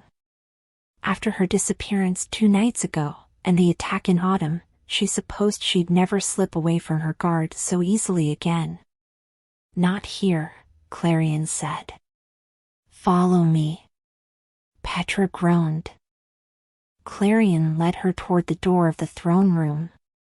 Artemis immediately began to follow them, close enough to keep an eye on them, far enough to stay mostly out of earshot. As inconvenient as it was at times, Clarion couldn't deny how safe she felt with her shadow falling over them. Petra cast surreptitious glances her way every now and again, the color on her cheeks deepening with every passing moment. Sometimes, it was impossible to tell if she wanted to run from Artemis or toward her. When they made it to the lawn of the palace grounds, a sprawling stretch of green spangled with buttercups and wood sorrel, Clarion settled onto the grass. This early in the morning, it was still cool and damp with dew. The entire field sparkled beneath the sunlight. Clarion couldn't help thinking it looked like frost. "What is it you've brought me out here for?" Petra asked. "What do you make of 𝐒𝐿𝐒's plan?" Some of the concern faded from Petra's face. Comfortable in the realm of logistics and her own expertise, she said, she's spoken to some of the tinkers about it already. The roots of the pixie dust tree can't be destroyed easily, so it won't be as simple as setting the woodcutting talents on it. But if there's some way to imbue an axe with magic, then theoretically. Petra began sketching out the theory for her, but Clarion processed little of it. She could not stand the thought of governing talent magic and tinker ingenuity being used in such a way. Of Milori, who'd sought out her help, being so summarily shut out. More than anything, Clarion could not bear the idea of wasting this opportunity. If she had even a small chance to mend the rift between their worlds, how could she turn away from it? "I have to stop her," Clarion said. Petra's face went deathly pale, and her voice came out as little more than a squeak. "Stop her? Why?" Clarion sat up straighter. "Because it isn't right to abandon the winter fairies to the nightmares. Do you even know what will happen if the bridges are destroyed?"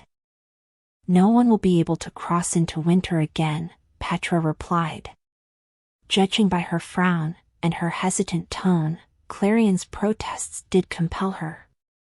But the dustologists confirmed that there are other root systems connecting Winter to the pixie dust tree.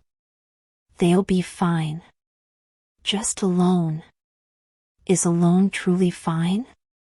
Clarion wondered. She shook her head. There has to be some other way. After how dismissive 𝐒𝐿vina had been of her ideas, Clarion harbored no delusions of being able to dissuade her. Which meant she had to talk to Milori.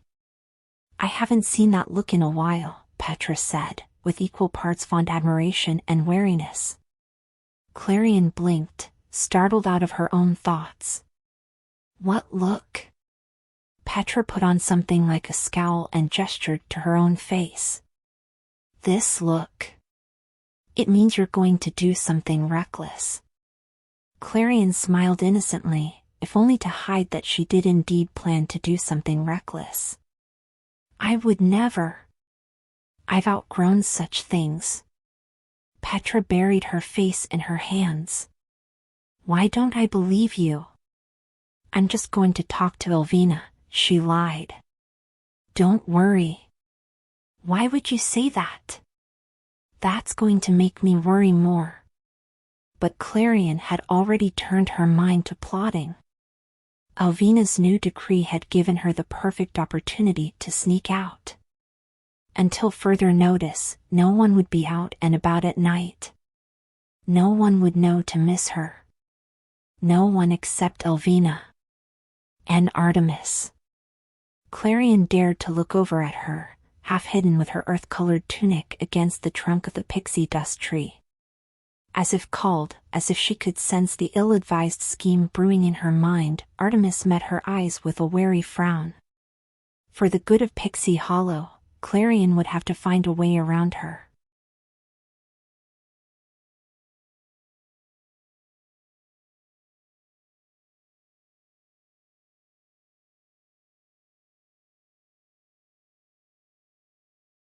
𝐸. All week, Clarion could focus on little else but the sun inching gradually westward. In the daylight, life continued as normal. But as the afternoon frittered away to evening, dread gathered over Pixie Hollow like a storm cloud. Even Clarion found herself flinching at every distant cry of an animal. Today, she was even more painfully aware of the lengthening shadows. Because once the sun dipped below the horizon, the weak Milori had offered her would be gone. Impatience lodged itself like a splinter in her mind. Her duties had consumed her every spare minute lately, and today was no exception. During the council meeting, she stared at Rowan's empty chair as representatives from the scouts and healers presented their updates on the nightmares. The only words she truly absorbed were no trace and no cure. It only further confirmed what she suspected: there was nothing the warm seasons alone could do. She needed to speak to Milori. Her schedule was mercifully clear after this, but Artemis would no doubt prove to be an obstacle. In the wake of 𝐒𝐿vina's decree, she'd been particularly attentive. Any click of a lock or creak of a door, and Clarion felt the weight of the scout's eyes like the tip of a blade pressed to her spine. If she couldn't sneak past her, she would have to try a different tactic, asking permission. Clarion might not have known Artemis as well as she knew Petra, but she knew her values. More importantly, she knew her heart. If anyone could understand the burden of wanting to keep Pixie Hollow safe, it was her. As soon as the meeting adjourned, Clarion determinedly ignored 𝐒𝐿vina's assessing stare and hurried back to her room. She unlatched her balcony doors and stepped out into the late afternoon warmth. Artemis, predictably, was perched in the forked branches of a moss-covered tree limb, her polished wooden sword resting in the crook of her neck and shoulder. Her arms draped lazily over the knee she'd drawn into her chest. The angle of the sunlight cast half her face in shadow and set the shades of blue in her dark hair alight. Absently, Clarion noted that the pixie dust tree had sprouted a single neverberry just above the scout's head, as though offering her hospitality while she kept her lonely watch. Every now and again, it took notice of its inhabitants and their moods. Once, after a particularly difficult day, the branches just outside her window had blossomed riotously with golden butterfly magnolias. "Your Highness," Artemis said by way of greeting, her voice as coolly deferential as ever. Clarion rested her elbows on the balcony railing, doing her very best to appear casual. It occurred to her that she so rarely did such a thing, what a concept, appearing casual, and had little idea what to do with her hands or face. "I have a free afternoon," she said. "I was hoping to go out." Artemis eyed her warily. "Where do you want to go? The border of spring and winter?" As soon as the words left her mouth, she winced. She'd meant to sound confident, but it came out as more of a question. Artemis grimaced. "I don't think Her Majesty would like that very much." "No, I don't think she would." Artemis seemed relieved. "Then we're agreed." "If," Clarion added brightly, "she knew that I went." Artemis straightened up, now catching on to Clarion's game. She laid her sword across her lap and turned to her with a look on her face that could only be described as incredulous. "You want me to lie to Her Majesty for you?" Well, that was much easier to broach than she'd expected. "If you want to put it like that, yes." Surely, as if on cue, the branch of the tree bearing the fruit drooped onto Artemis's shoulder. Bewildered, she plucked it and stared down at it. "What is this?" Clarion bit down on a smile. "A bribe, I think." "Did it work?" Artemis did not look impressed, nor did she dignify their antics with a reply. "Surely there's somewhere else you might like to go." After a moment, with a touch of hopefulness in her voice, she added, "Perhaps Tinker's Nook?" Clarion met her gaze with all the conviction burning bright within her. "Nowhere else would suit me better than the border." Artemis, clearly sensing that Clarion would not be moved with good sense, sighed deeply. "Permission to speak freely?" "Of course." Artemis stood and, with a flutter of her wings, came to land gracefully on the banister. The leaves cast dappled shadows over her face. "Your Highness, my orders are to keep you safe. Given the circumstances, and frankly, knowing you, the border is the very last place I should allow you to go." Clarion had expected that answer. Artemis, after all, was the most duty-bound fairy she knew, and far more devoted to her than Clarion deserved. As much as it frustrated her, it touched her. Artemis would not be so strict if she didn't care. "I wouldn't insist if it weren't important." "Trust me." Artemis hesitated. Whatever she saw in Clarion's expression must have softened her, because she sat so that they were nearly eye level again. She took a bite of the fruit and chewed thoughtfully. "What's at the border that you want to see so badly?" "The Warden of the Winter Woods." Shock flickered in Artemis's eyes, as subtle a change as shadows passing over the moon. Warily, she asked, "Why would you want to meet with them?" "I think he knows how to defeat the nightmares." Clarion frowned. "Cutting Winter off from the rest of Pixie Hollow isn't an option. If I can save more fairies, then I have to try." Artemis looked more conflicted than Clarion had ever seen her. With unmistakable fondness, she said, "You always have been so stubborn." Hope sparked within her. "Then you'll let me go?" "I shouldn't, for your own good. I am no stranger to what happens when someone leads with their heart over their head." Artemis smiled ruefully, as if lost in some reverie. "Queen Elvina and Commander Nightshade gave me a second chance by appointing me the royal guard. If any harm befell you, I don't know what it would cost me." It surprised Clarion, both Artemis's vulnerability and her confession. Artemis had been such a steady presence, it shocked her to realize that she'd had a life before Clarion even arrived. There were things about her she did not know, and might never know. I can't imagine you ever leading with your heart. That was a long time ago, said Artemis. When she looked up at Clarion again, her stoic facade was back in place. But just for a moment, Clarion had truly seen her. It all but confirmed what Clarion had long suspected. Artemis had not chosen this, the 𝐒𝐍𝐎𝐿 life of a queen in training's personal guard. How many times had Clarion caught her staring longingly after patrols? How many times had she caught her whittling her already sharp blade for a battle that would never come? Indeed, the most alive Clarion had ever seen her was when she shoved her out of the way of that beast. Maybe she could imagine a reckless version of Artemis, after all. She was not the sort of fairy who could let others risk their lives, especially not if she could take on the risk herself. No harm will befall me, Clarion said softly. I swear, I would never do anything intentionally to jeopardize your position. Artemis raked a hand through her hair and blew out a long sigh. If you truly believe this is the better path forward, then I trust you. I trust you. How long she'd yearned to hear those words. She could hardly believe them, now that she had. I do, Clarion said hastily, if only to keep the emotion out of her voice. Artemis already looked as though she regretted it. Go, then. If Her Majesty comes looking for you, I will give your excuses. Clarion grabbed her free hand and squeezed.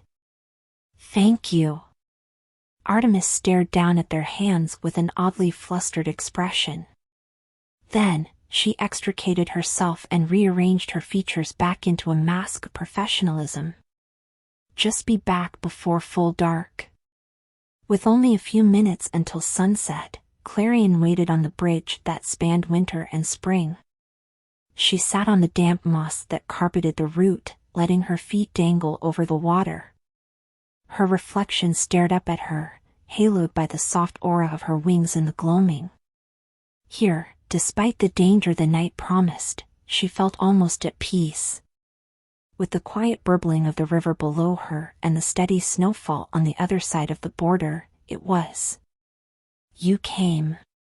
Clarion gasped, nearly toppling into the water.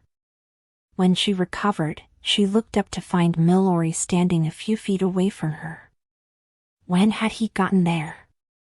It was as though he'd appeared out of the snow itself. She opened her mouth to speak, but something about the soft surprise on his face stole away her words. She did not know if it offended her or endeared him to her. Then again, she supposed she'd given him no reason to expect her. It occurred to her a moment too late that she was half sprawled on the ground, staring slack-jawed up at him. It did not help matters that he looked almost pretty in the evening light. Snowflakes had gathered on his eyelashes and sparkled against his white hair so that he seemed to be gilded with frost. Clarion sincerely hoped the heat rising in her neck did not reach her face. To be caught so undignified, it would not do. With a flutter of her wings, Clarion straightened to her full height and hovered off the ground. Primly, she dusted the grass off her skirts. I did, she said.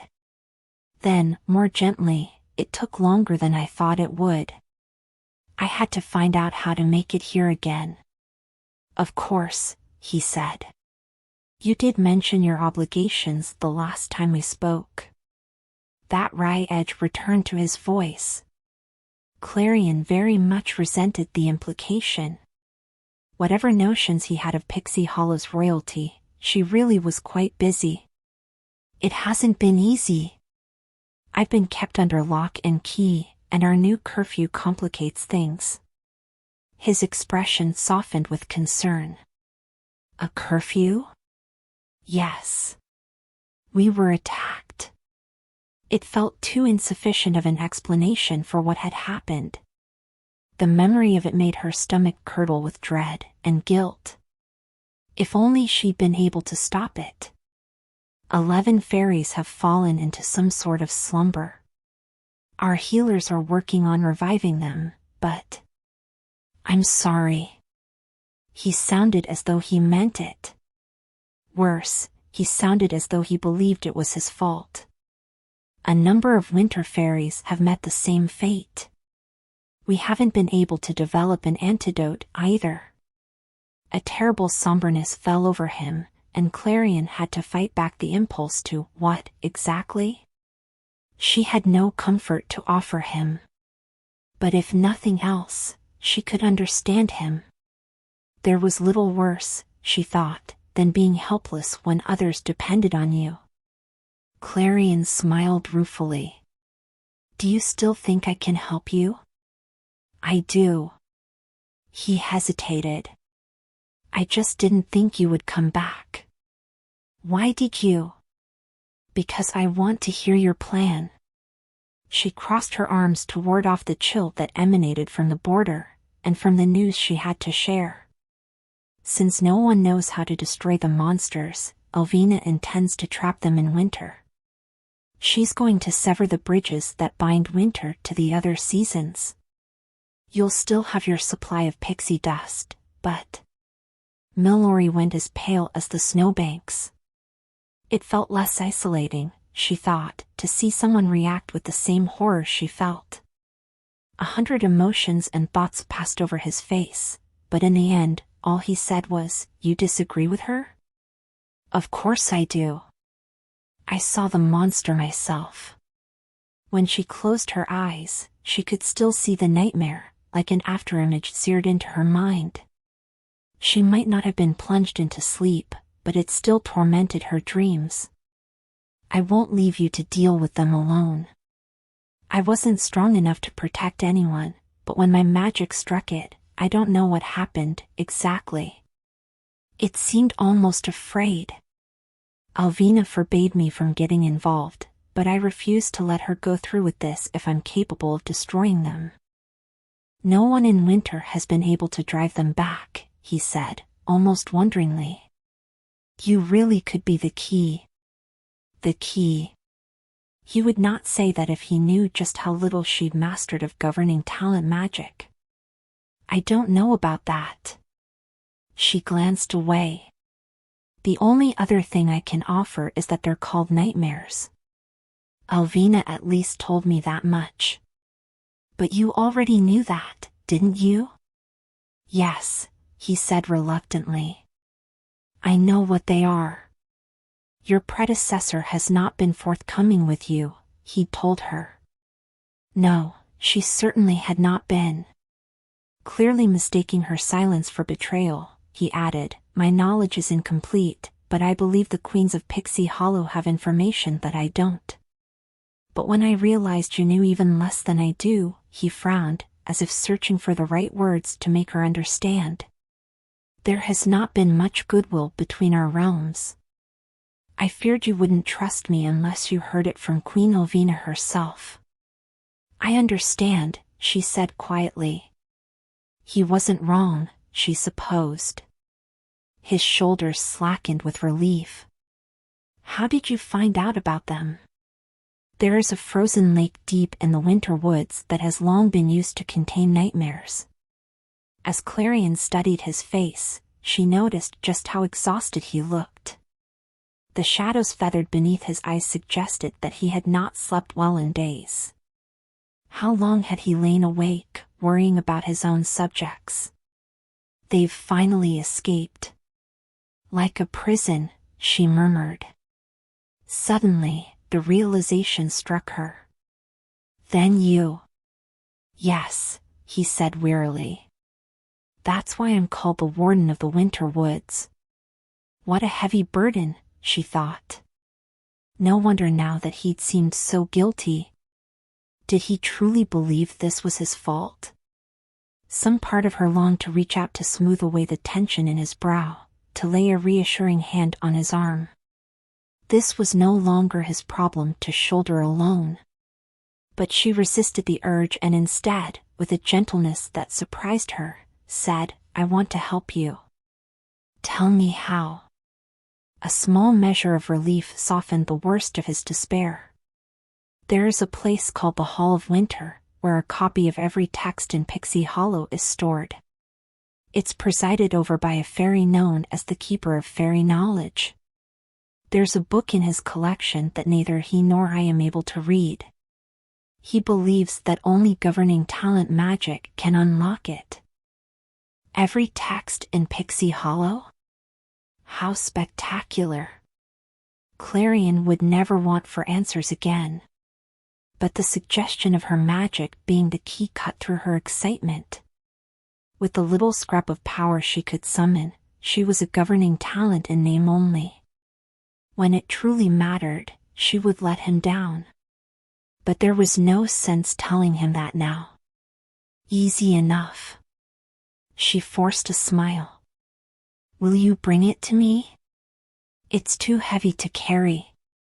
Besides, the keeper is. Milori grimaced, which told her far more than words ever would. He must have been a fearsome sparrow man, indeed, to inspire such deference in the warden of the winter woods. I do not know what he would do if it were exposed to the elements. It's a very old book. Well, that would certainly pose challenges. What do you suggest, then? Without hesitation, he replied, you'll need to come to winter with me.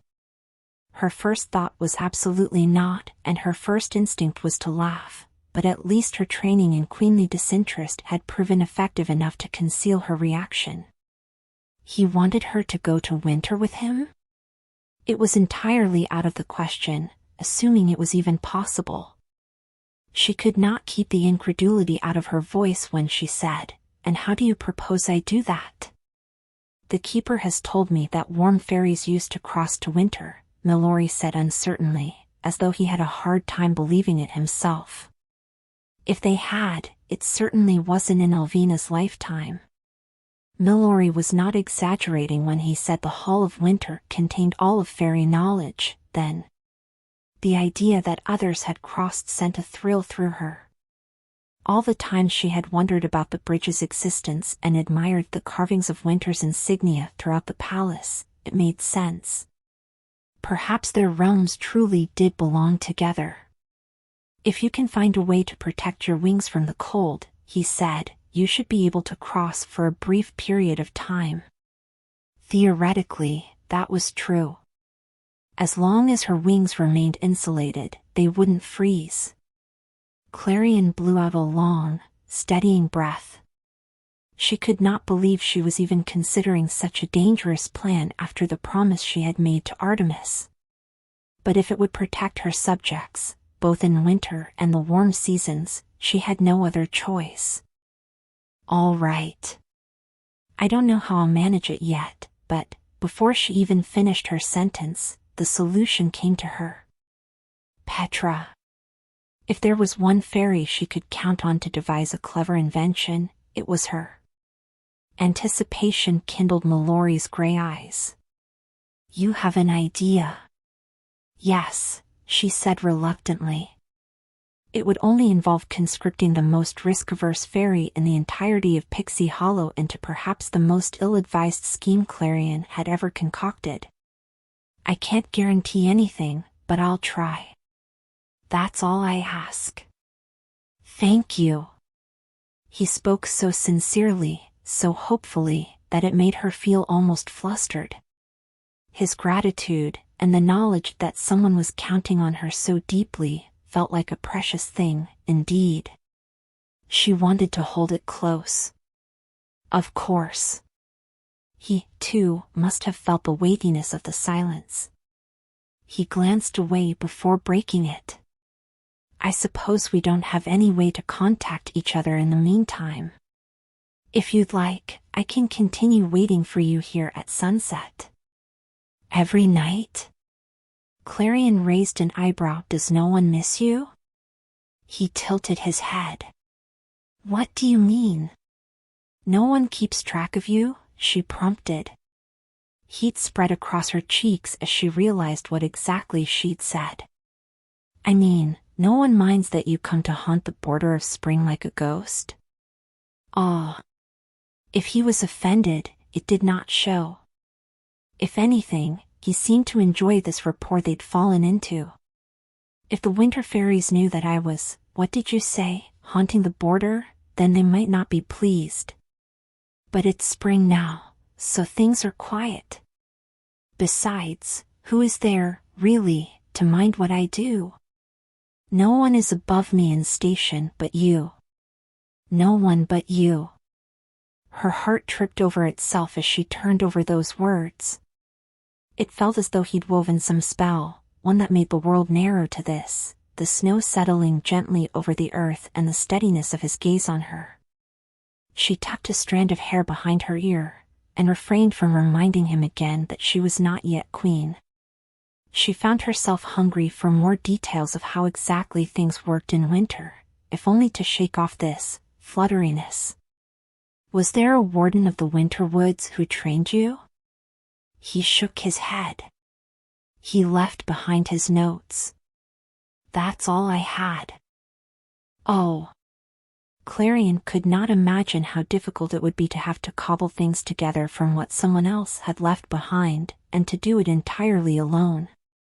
The seasonal ministers in the warm seasons were the same, one faded before another arrived, the two never overlapping. But the queen served as a guiding light and a steady rock, there to help a new arrival to their feet. Here was yet another way they'd left winter to fend for itself. Guilt sat heavy in her stomach. Milori, clearly sensing the dark turn of her thoughts, offered her a small smile. They were very thorough notes, rest assured. That startled a laugh out of her. The mental image of a newly arrived Milori, harried and riffling through a centuries-old tome to find the answers, had cut through her gloom like the abruptness of a summer rain. Well, she said, I hope they were well organized. By topic, he replied solemnly. Good. Clarion hesitated, suddenly reluctant to leave. Well, I shouldn't linger.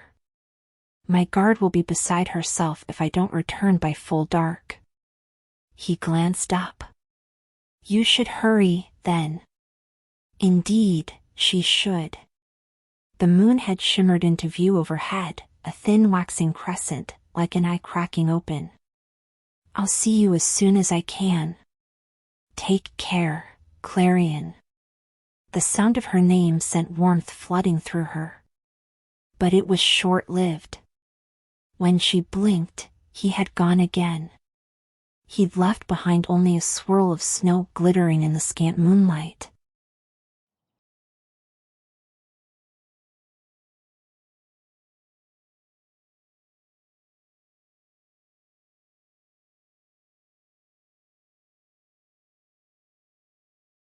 Come morning, Clarion found Artemis settled in the branches just outside her balcony. The pixie dust tree, evidently possessed by some spark of impish whimsy, had grown a veritable orchard in miniature above her. Neverberries in every shade hung enticingly from its boughs, perfuming the air with a subtle sweetness. Artemis, either completely unaware or pretending not to notice, had apparently decided to occupy herself with whittling. Her thin blade winked in the morning sunlight as she worked. Watching her filled Clarion with renewed fondness. Few were so dependable. Last night, Clarion had shut her balcony doors behind her just as full darkness settled like heavy snowfall over Pixie Hollow. The moment the lock clicked behind her, she caught the streak of a fairy's glow in the corner of her eye. Artemis, slipping out of the tree, as if finally able to rest. Well? Artemis asked now without looking up. Did you find your warden of the winter woods? Clarion did not appreciate the way her traitorous stomach flipped at her choice of words. Milori was certainly not hers. It wasn't as though Clarion had snuck out for some sort of tryst. I did. At last, Artemis glanced up at her. There was an unmistakable glimmer of hope in her eyes. And did he have the information you wanted? Not exactly. He has an idea of where to find it, though. Clarion rested her elbows on the banister and frowned as she propped her chin up on her fists. Now, there was just the small matter of breaking the news of what exactly finding it would entail. She'd just barely convinced Artemis to let her visit the border. Conscripting her into a plan to cross it, well, she would ease into that. On that note, there is someplace I'd like to go today. Is that so? Artemis looked so dismayed, Clarion couldn't help laughing. It was rare to get such an open display of emotion from her. Nowhere dangerous, I promise. This time, I would like to go to Tinker's Nook. I need to ask Petra a favor. Artemis perked up at that but quickly arranged her face into neutrality. A favor? Best to get it over with, she supposed.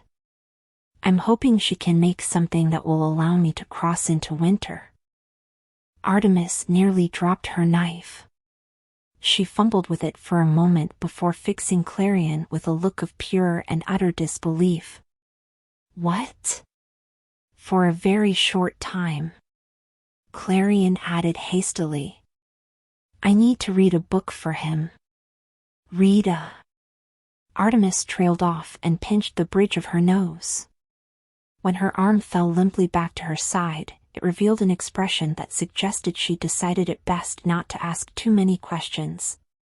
When she spoke again, she made a noble effort to sound diplomatic. Your Highness, are you sure that is a good idea? I trust your judgment of character, of course, but that is a very dangerous trip to undertake. I know, and I know I'm asking for a lot. But I don't see any other way forward.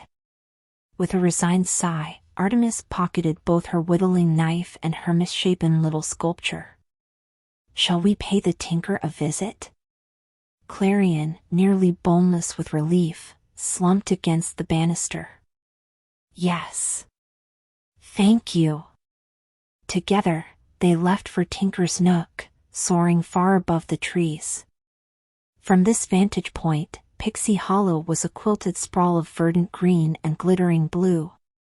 The air was aglow with ribbons of pixie dust as fairies whizzed by. The distant sounds of their laughter reached her from this height, and her chest constricted with sudden emotion. Something so precious needed to be protected. Here and there, Clarion caught glimpses of scouts clinging to the tallest boughs of the pines. They nodded in silent acknowledgement as they passed. Have they found anything yet? No, Artemis said grimly. Not that I've heard. It seems impossible that something that size could just vanish without a trace. Even if they did find something, Artemis looked troubled. That thing didn't even flinch when it was struck by my arrows. But I saw what your magic did. Clarion warmed at the open reverence in her voice. In truth, she hardly knew what she'd done. One moment, she'd felt almost resigned to her fate, that if she were to die, she would go down protecting someone else. The next, golden light, as brilliant as a felled star. She hadn't known Artemis had even seen that, considering she'd promptly tackled her to the ground. The scrapes on her elbows still stung. So you understand, Clarion said quietly. Why I'm doing what I'm doing. I don't think you have any idea what you're doing, but I have placed my trust in you. Artemis offered her a faint smile, then seemed to remember that she'd been almost cheeky. In a grave tone, she added, with all due respect, of course, Your Highness. It wasn't exactly the vote of confidence Clarion had hoped for, but for now, it would have to be enough. They flew in silence until they reached Petra's cottage in her lonely corner of Tinker's Nook. In the morning light, the dew beaded on the moss-thatched roof glittered invitingly. When they landed on her porch, Artemis ran her fingers over the house's rough stone face. With genuine wonder in her voice, she said, I didn't realize the tinker was so enterprising. Clarion allowed herself a small, private smile. Have you never seen her focused on something? It's actually quite frightening. Considering Petra's pale, freckled face hadn't appeared in the window yet, she likely was in one of her fugue-like states as they spoke. Indeed, all the blinds were drawn, shutting out the light. Really, she could be so intense. Most of the other tinkers stayed well out of her way when she was engrossed in a project. She became a different fairy entirely. Clarion knocked. No answer came from within, but she could hear the bright clang and clash of metal on metal. Oh, Petra was almost certainly lost to the world by now. Shall we come back another time? Artemis asked. Oh, no need. Clarion tried the handle and found the door unlocked. Artemis glared at the ajar door with a look of baffled consternation. Clearly, she had a few choice words about security that she was electing to keep to herself. Clarion eased the door open and was greeted by a blast of heat and the distinct smell of welding. Sweat immediately began to prickle at the back of Clarion's neck. Pixie dust twinkled in the stuffy darkness of the room. All sorts of tools Clarion did not have names for floated in the air, as if borne aloft on the current of a river. And there, bent over her work table and bathed in the warm glow of her forge, was Petra. Her red curls were wild and her freckles were hidden behind streaks of gold and soot. She hammered a fine sheet of molten metal, shaping it with a focus so complete, Clarion thought for a moment that she had not registered their presence at all. Clarion. Petra's voice was preternaturally calm. She pointed at some contraption hovering just out of her reach. Hand me that. Artemis stationed herself by the door.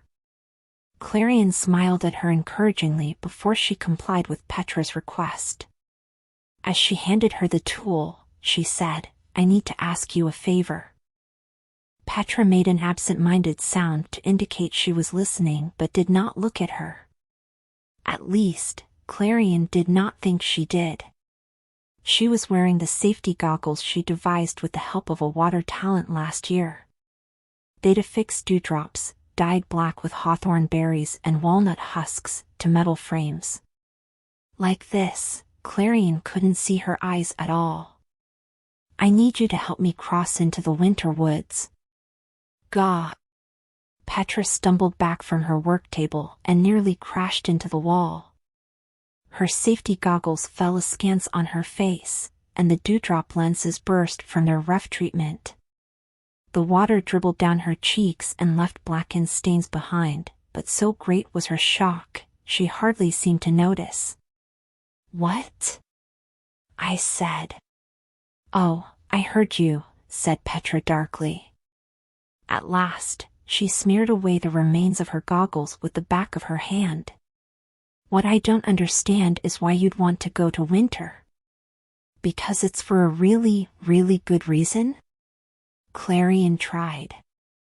But it's against the rules. Crossing the border isn't forbidden. It wasn't, technically. It was, however, deadly without proper precautions, which made it something of an unpopular destination. Maybe not for me, said Petra. But it almost certainly is for you. I'm inclined to agree, Artemis said dolorously from the back of the room. Petra shrieked in surprise. Then, when she realized who exactly had spoken, the color drained from, and then rose high, in her cheeks. You! What are you doing here? Artemis glanced over her shoulder, as though there might be someone else who had provoked such a reaction. When she turned back around, she wore a rather flustered expression. She cleared her throat, then said, accompanying Her Highness, who was quite insistent on this course of action. Can you help, or can't you? Petra gawped at her. You're in on this? Artemis sighed. Unfortunately. And now, so are you. No one will have to know it was you who helped me, Clarion cut in before she well and truly lost control of the situation. Petra jabbed her hammer in Clarion's direction. I haven't agreed yet. You always have some harebrained scheme, and this time, Clarion caught her wrist, lowering it. She began waving the hammer around quite menacingly. The nightmares came from winter. If I can cross the border and investigate, perhaps I can stop anything like what happened from happening again. More importantly, I can convince 𝐒𝐿 that she doesn't need to go through with her plan. That does not make me feel better. Petra groaned. If anything, it makes me feel worse. You could have died the other day, Clarion, and now you want to throw yourself in its path again? I won't be the one who lets you do it. Tenderness and frustration knotted up within Clarion. And you want to live your whole life like this? Worrying that you might be attacked at any moment? Being escorted around everywhere you go? No, Petra said quietly. I can stop it, Clarion said, squeezing her forearm. But I need your help. Please? Petra rubbed her eyes with the heels of her palms. Why me? I'm not a sewing talent. If you want to keep your wings insulated, the easiest way is to dress for the cold. As if she had realized something for the first time, her expression brightened. Why don't you ask Patch? Then we can pretend we never had this conversation. Patch was a sewing talent who had made a number of Clarion's gowns over the years. But a winter coat? Patch would never agree to such a ridiculous request without an explanation, and she would tell 𝐒𝐿 immediately if Clarion provided one. Patch also had a tendency to stare unblinkingly when spoken to. It unsettled Clarion, to feel as though her very soul were being measured with every word. I could, Clarion drawled. But Patch isn't the best tinker in Pixie Hollow. Petra preened. Well, Clarion snatched one of her tools from where it hovered in midair, then twirled it absently between her fingers. Unless, of course, you don't think you're up for the task. Put that down, Petra groused. And of course I am. It won't be a challenge on a practical level. It may not look stylish, but... I don't care about that, Clarion said, perhaps too eagerly. You can do it? I have a lot of other things going on, you know. But I guess I can do it. Petra paled, then buried her face in her hands. I cannot believe I'm doing this. Please don't make me regret it. I won't. Clarion leaned her head against her shoulder. Thank you. You owe me, Petra muttered. You owe me so much. Clarion smiled despite herself. I know. That evening, Clarion went to the border. She didn't know what possessed her, exactly. It wasn't as though she had anything terribly pressing to share with Milori, but she couldn't deny the giddiness that had welled up within her at today's small victories. For the first time since the nightmares emerged, they had a path forward. Besides, there was something about the thought of him, haunting the border in solitude until she returned once more. He'd done it every night for a week, of course, but it seemed so terribly sad. If she so chose, neither of them had to be alone. She arrived just as the sky began to flush with muted shades of pink. Across the border, the pines and birches carved jagged silhouettes against the sunset. This time, Milori was already there. He sat on the bridge, with a book propped open in his palm. The waning light veiled him in gold and danced atop the fresh-fallen snow, until all the world seemed to glitter. Never before had it struck her just how beautiful winter was. Milori turned toward her at that exact moment, as though she'd called his name. Clearly, there had been no time to armor himself, because his expression morphed into something she didn't know how to read. He looked almost dazzled, as though he'd been staring directly into the sun itself. For a moment, she forgot how to draw breath. But when she blinked, his face had settled back into pleasant neutrality. Perhaps she'd imagined that starry-eyed look altogether. Convincing herself of that made it far easier to recover her senses. Clarion alighted on the bridge. Doing her best to keep her voice even, she said, "Good evening." "Good evening." He closed his book. A quick glance at the cover revealed it to be something she did not recognize, but the slender, gold-painted spine reminded her of the volumes tucked away in the poetry section of the library. She thought to ask him about it, but he said, "I didn't expect you again so soon." He didn't sound displeased, but the acknowledgement embarrassed her more than she cared to admit. Perhaps she should have waited a coy night or two before she came rushing back here. But if they were going to work together effectively, expediency was surely nothing to be ashamed of. She put on a mock-offended tone. "Then you've underestimated me. A mistake I won't make again." A wry smile played at the corner of his lips, one Clarion tried very hard not to notice. "What have you achieved in a day?" She smoothed an invisible crease in her skirts. "I found a way to cross, but it may be a few days before I'm able to attempt it." "That's great news." He frowned pensively. "You haven't run into any trouble?" "You mentioned obligations." "Right." She sighed glumly. "Those." Silence descended over them as she considered what to tell him. Quiet had never discomfited her, but Clarion found herself yearning to fill it. She and Milori could never be anything resembling friends. But here in the twilight, the space between them as good as a solid wall, nothing felt wholly real. What did it hurt to pretend? Slowly, Clarion settled on the bridge beside him until they sat almost shoulder to shoulder. The magic flowing through the pixie dust tree's roots warmed her palms, grounding her. This close, she could see the snowflakes gathering in his white hair and the feathered shadows his eyelashes cast on his cheekbones. That troublesome thought resurfaced, unbidden, beautiful. And dangerous, she reminded herself. I never appreciated how much went into planning for a coronation. She rested her chin in her hands, gazing down at her wavering reflection on the surface of the river. Everyone wants my opinion on every detail, but I can hardly process it's going to happen at all. The expectations. It sounds like a great deal of pressure. Clarion glanced up at him, startled by the genuine understanding in his voice.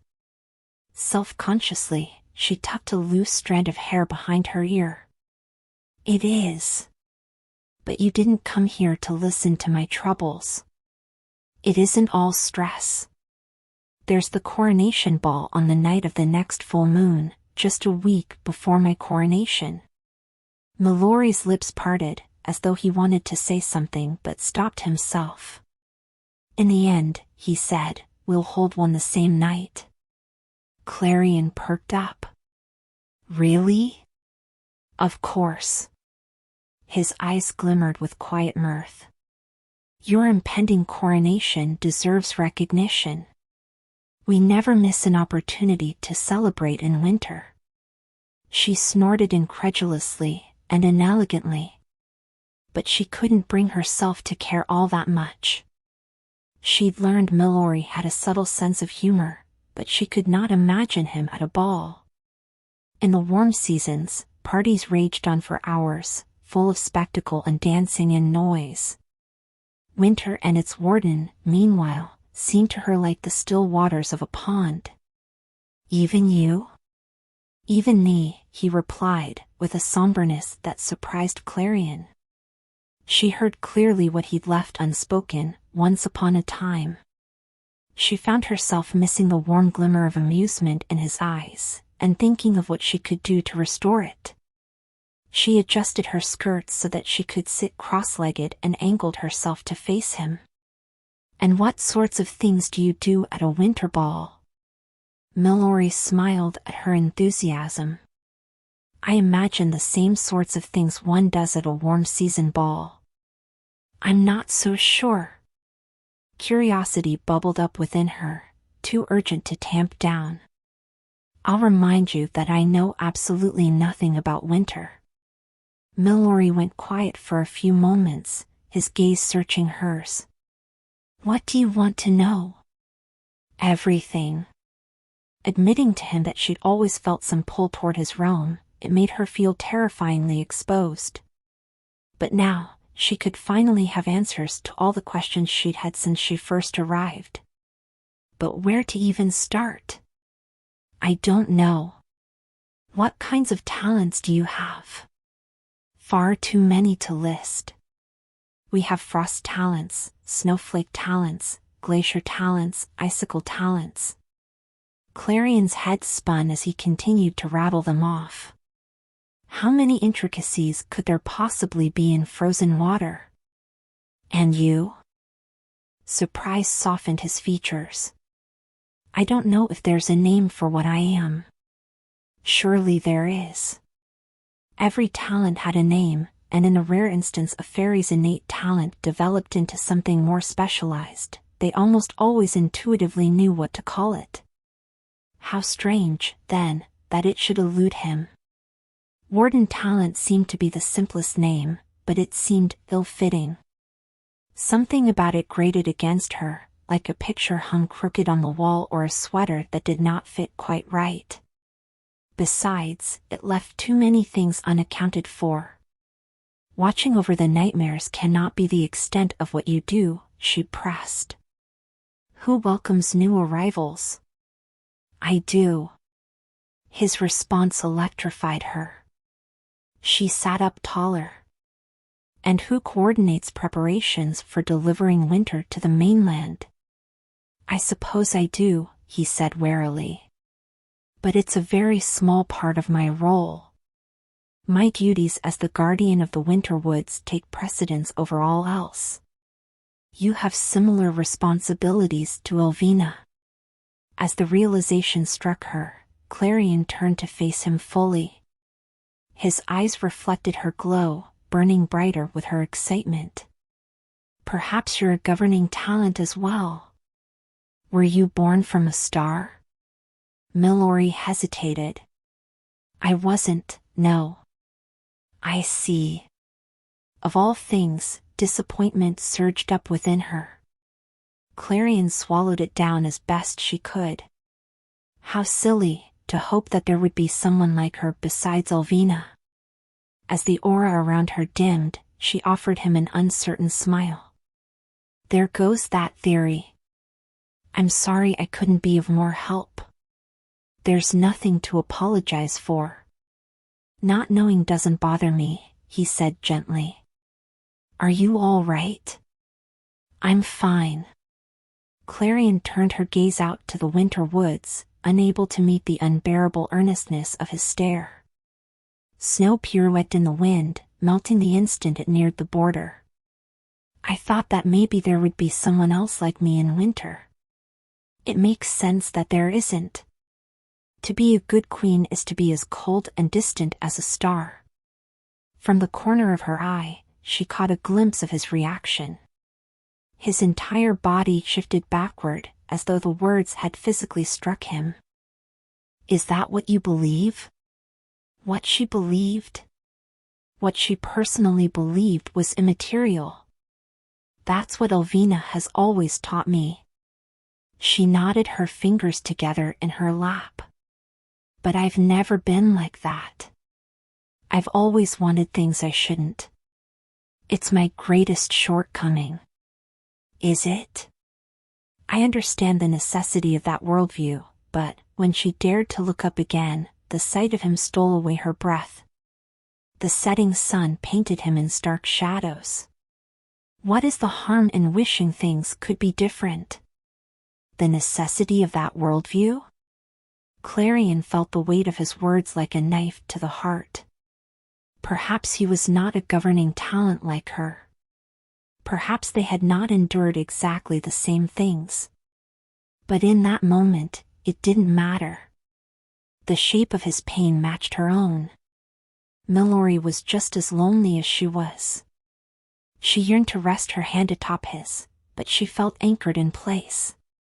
For so long, she'd wished for someone to see her, truly see her. Now that someone might, she understood just how terrifying it would feel to allow it, and just how much more complicated that would make this entire mission. I've always wanted things I shouldn't. Never had that felt truer.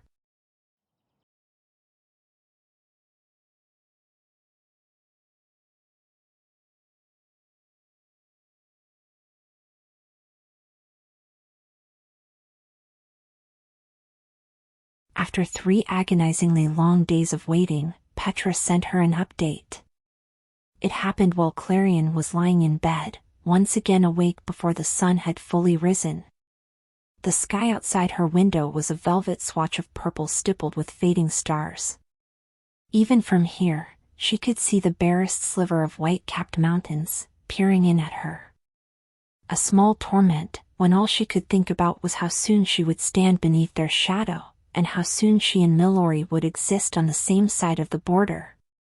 Maybe then, she could convince herself that all of this was truly real. There came a soft rapping on her balcony doors. Clarion shot bolt upright as panic doused her like a sudden rainstorm. This early, someone on her doorstep portended nothing good. Another attack, or... When her eyes adjusted to the darkness, all the fear bled out of her. Something between annoyance and sheer relief took its place when she noticed Artemis standing there. Her guard stood on the balcony, her silhouette traced by her own glow. Clarion dug the heels of her palms into her bleary eyes. What could she possibly want this early? Artemis knocked again, more pointedly this time. Clarion threw off the covers and crossed the room.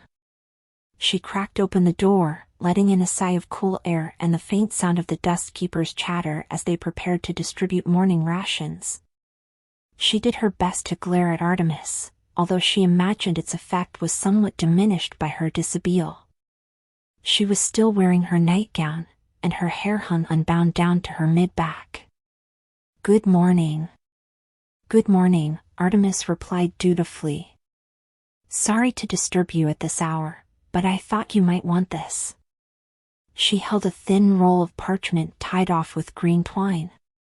Clarion accepted it from her outstretched hand and unfurled the note. Immediately, she recognized Petra's handwriting, as well as the telltale stains of soot and grease and something she sincerely hoped was not blood. Sewing could not be that dangerous, even to someone unpracticed, could it? The message itself, however, was uncharacteristically short and unsigned. All it said was "It's done." Clarion's heart skipped a beat, and she hugged the parchment to her chest. The giddy anticipation that had been building for days seized upon her. After so many years of staring out at it, after so many years of wondering, she could be going to winter as soon as tonight. It took a great deal of restraint to keep herself from twirling through her room. Artemis would hardly know what to do with her. She settled for beaming up at her, only to find Artemis looking at her with a peculiarly soft expression. When Artemis realized Clarion had noticed, she rearranged her features into the very picture of composure. "Something good? We can pick up my coat." "Ah." Artemis grimaced, clearly still not thrilled about the prospect of letting her charge wander into winter. "Good news, indeed." After a moment, something occurred to Clarion.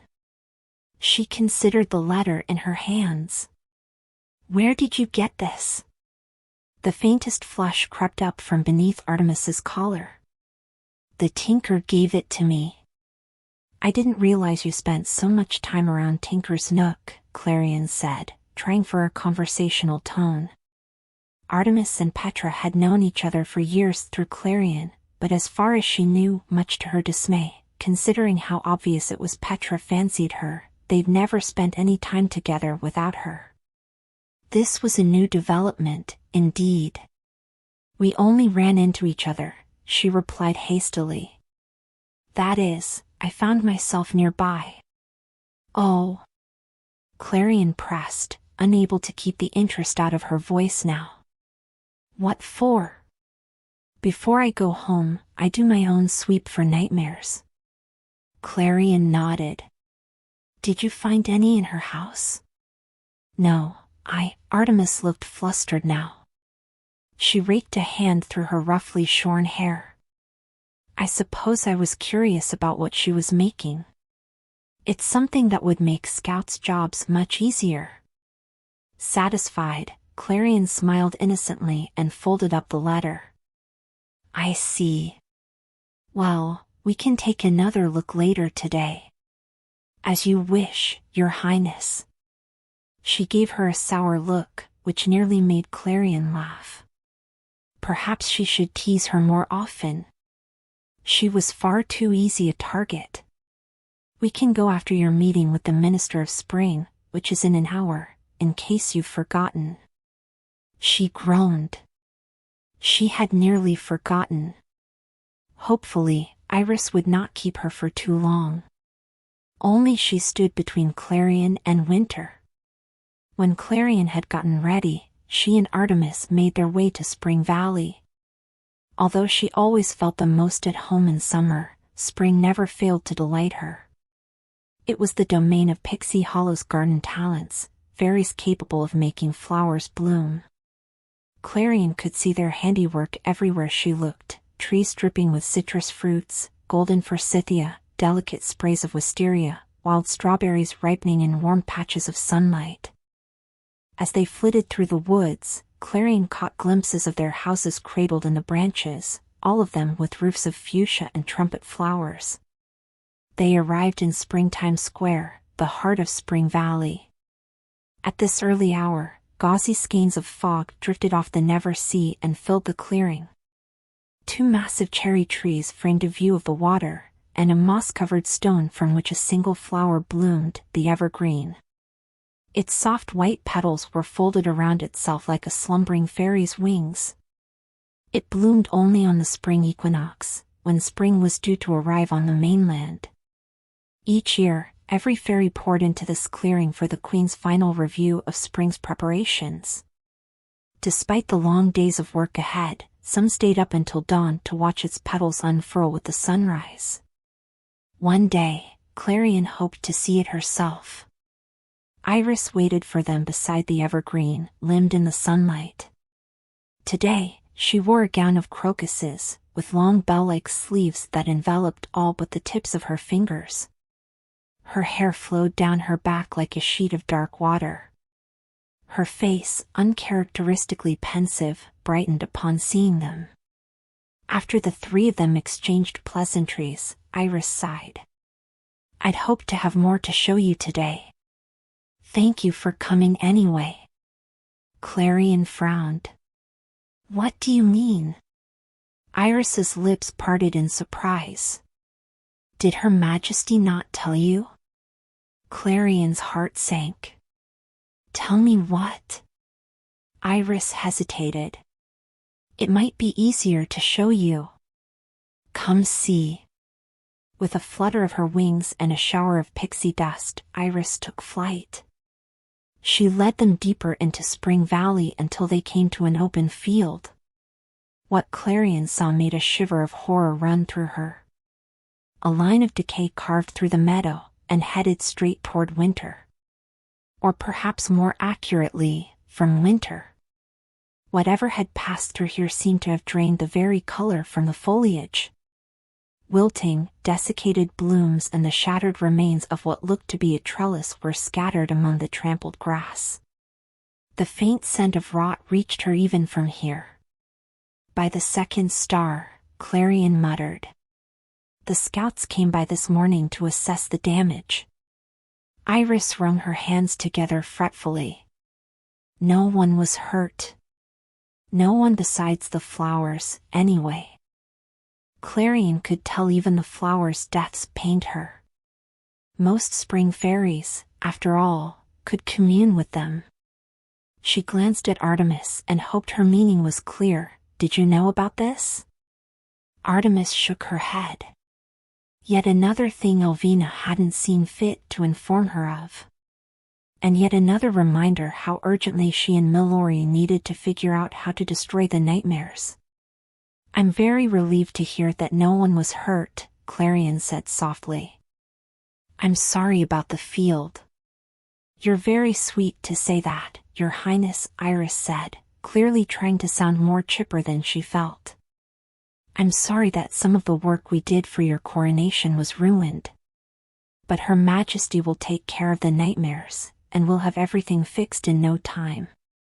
In the meantime, let me show you what my water talents have been up to. You're going to love it. Clarion scarcely had time to reply before Iris shot off in another direction. Clarion followed as quickly as she could. If only she had so much energy at this hour. Iris guided her a short distance before diving back through the canopy. They landed on the banks of a river just as a group of dragonflies darted by in a flash of iridescent wings. When Clarion regained her bearings, she drank in the sound of the water talent's domain, burbling water, the croak of frog song and the drone of insects, and her subjects' laughter, as sparkling as a brook flowing over stones. Clarion had always loved to watch the water talents at work. Some of them drifted on the current on boats made of birch bark and lily pads, encouraging the golden fish drifting just beneath them. Others lounged on half-submerged logs, shrouded by curtains of cattail and fern. Others still skipped across the surface, leaving the barest ripples in their wake. It made Clarion's breath catch with equal measures of wonder and nerves.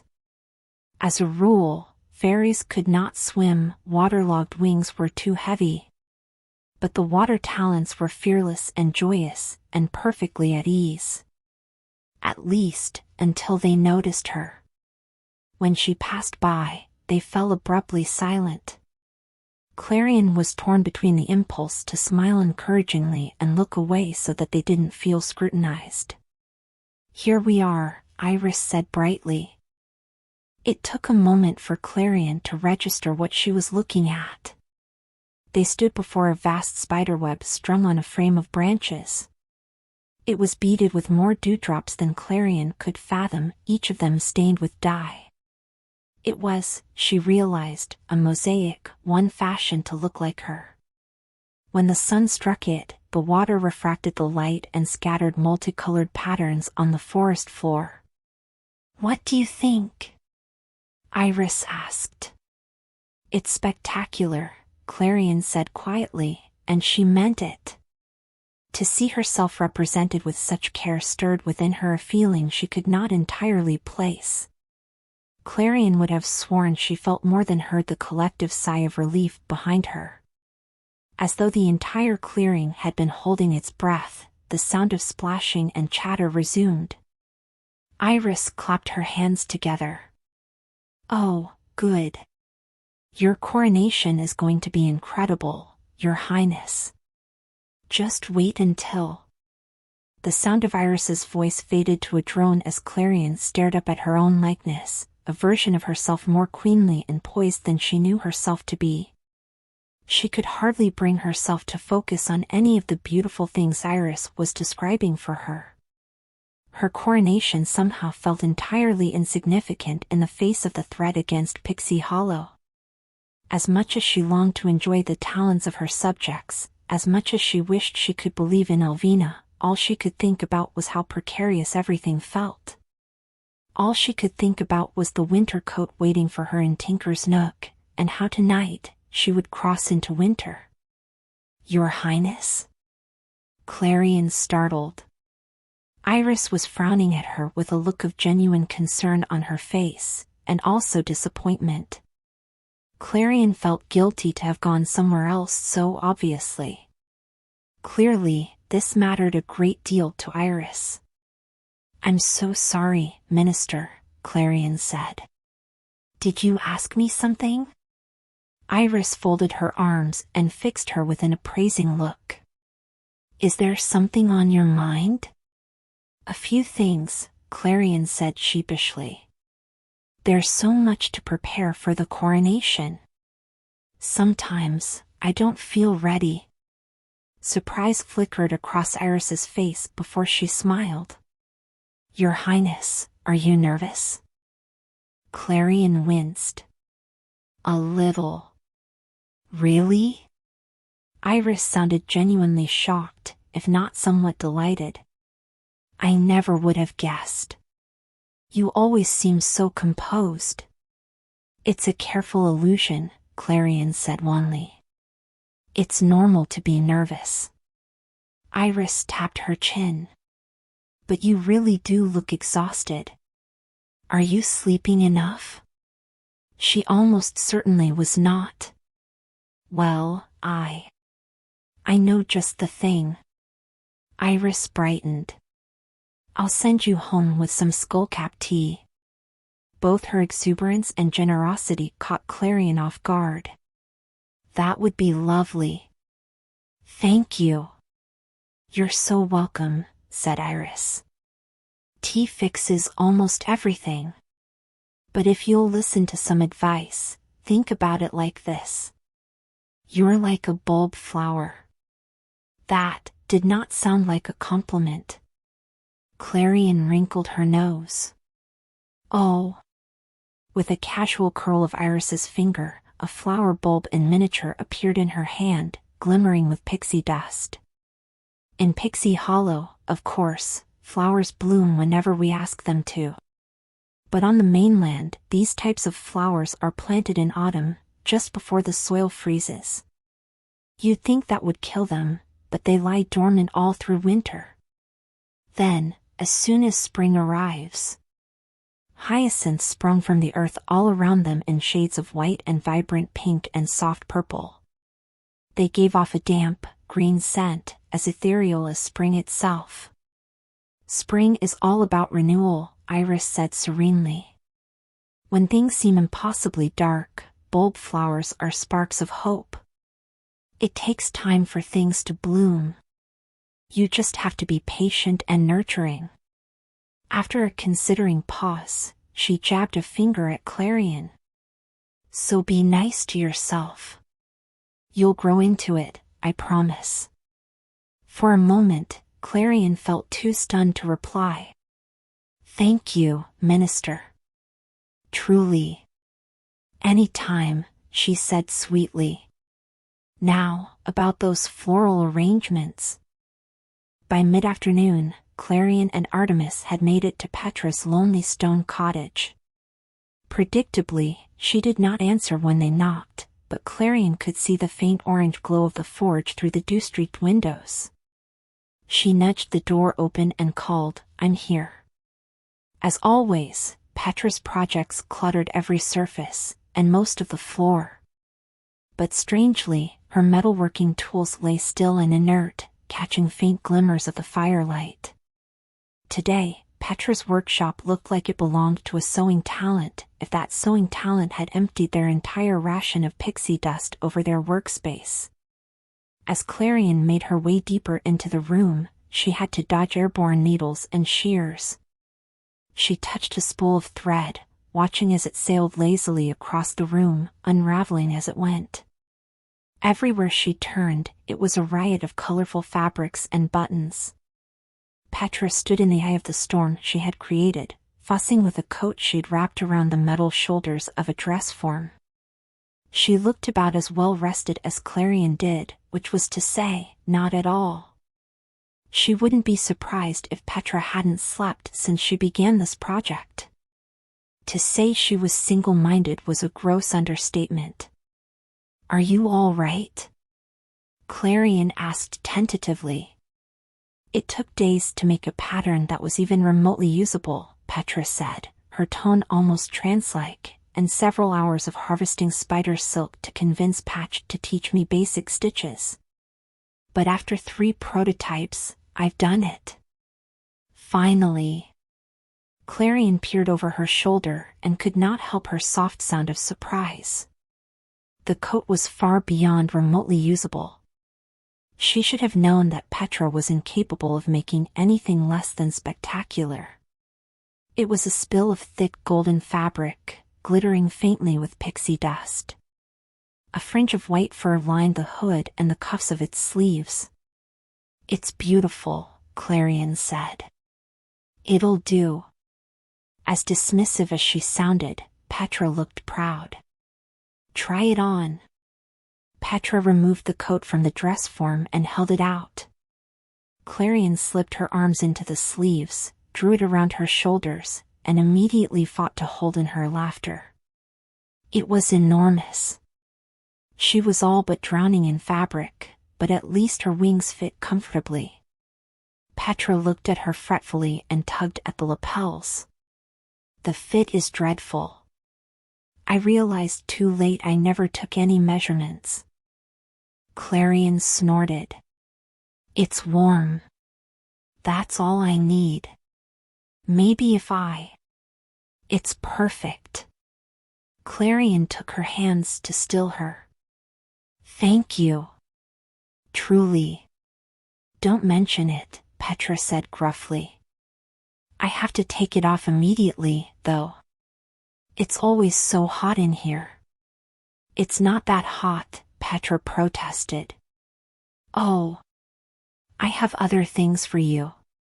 As Clarion shrugged out of the coat and folded it over her arm, Petra rummaged around on her work table. A whittling knife fell off and hit the ground with a metallic ping. After a few moments, Petra foisted a pair of mittens and boots on her, as well as a strange set of what looked to be badminton rackets. Clarion let the latter dangle from her fingertips by the leather straps attached to them. "What are these for? To play games? Don't be ridiculous. They go on your feet." Clarion inspected them more closely. Skeptically, she said, "I think you're the one being ridiculous." "They're snowshoes," Petra said wearily. "They harness the properties of flotation by distributing your weight over a greater surface area so that, actually, it doesn't matter. The point is that they'll make it easier for you to walk on the snow." "Incredible," Clarion murmured. "I never would have thought of that." "I know." Petra flashed a smile at her, clearly pleased by her praise. After a moment, it faded. "Just be careful, will you?" "Don't fret," said Clarion. "When have I not been careful?" Petra gave her a speaking look. "You know I love you." Clarion did not like where this was going. "Of course I do. You're my oldest friend." Clarion could hear plainly what Petra left unsaid, "My only friend. For the longest time, you were the only one who would talk to me." Clarion grinned at her. "I seem to remember that you were afraid of me." "Well, you're intimidating," Petra replied. "And you've never backed down from what scares you. You used to drag me into so many things I would have rather avoided." Clarion remembered those days fondly, 2 inseparable outcasts, running wild through Pixie Hollow. Yes, she supposed she had dragged Petra into quite a bit of trouble over the years. There was the time they took the 2 fastest, most willful mice from the tinker's stable and rode them through the fields at a gallop. Or the time they'd gotten lost in a rabbit warren after Clarion suggested they go spelunking.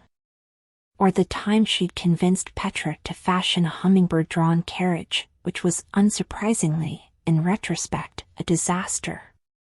But Petra didn't seem to be in the mood for reminiscing. In fact, she seemed to be working herself up to something. "Where are you going with this?" Clarion asked. "Now that I've done this for you, I need you to leave me out of it." Don't tell me what you're doing. Every time I think about it, Petra paused for a moment to collect herself. It's better for both of us if I pretend that you're not going anywhere near winter. Right. It made sense. And yet, it stung. It felt isolating to know that she could not talk to her about something so important. I can do that. Good. Petra frowned. You do know what you're doing, don't you? When Clarion closed her eyes, she saw the ruined fields of spring burned on the backs of her eyes. Her subjects falling out of the sky, struck unconscious by a single drop of the nightmare's venom. Clarion had only a vague and terrible sense of what she was up against, and an even vaguer idea of Milori's plan. But if it meant protecting Winter, if it meant proving herself capable, then she had to keep moving forward. Clarion smiled as encouragingly as she could. If she had to lie to Petra going forward, she might as well practice. Of course I do. You have absolutely nothing to worry about.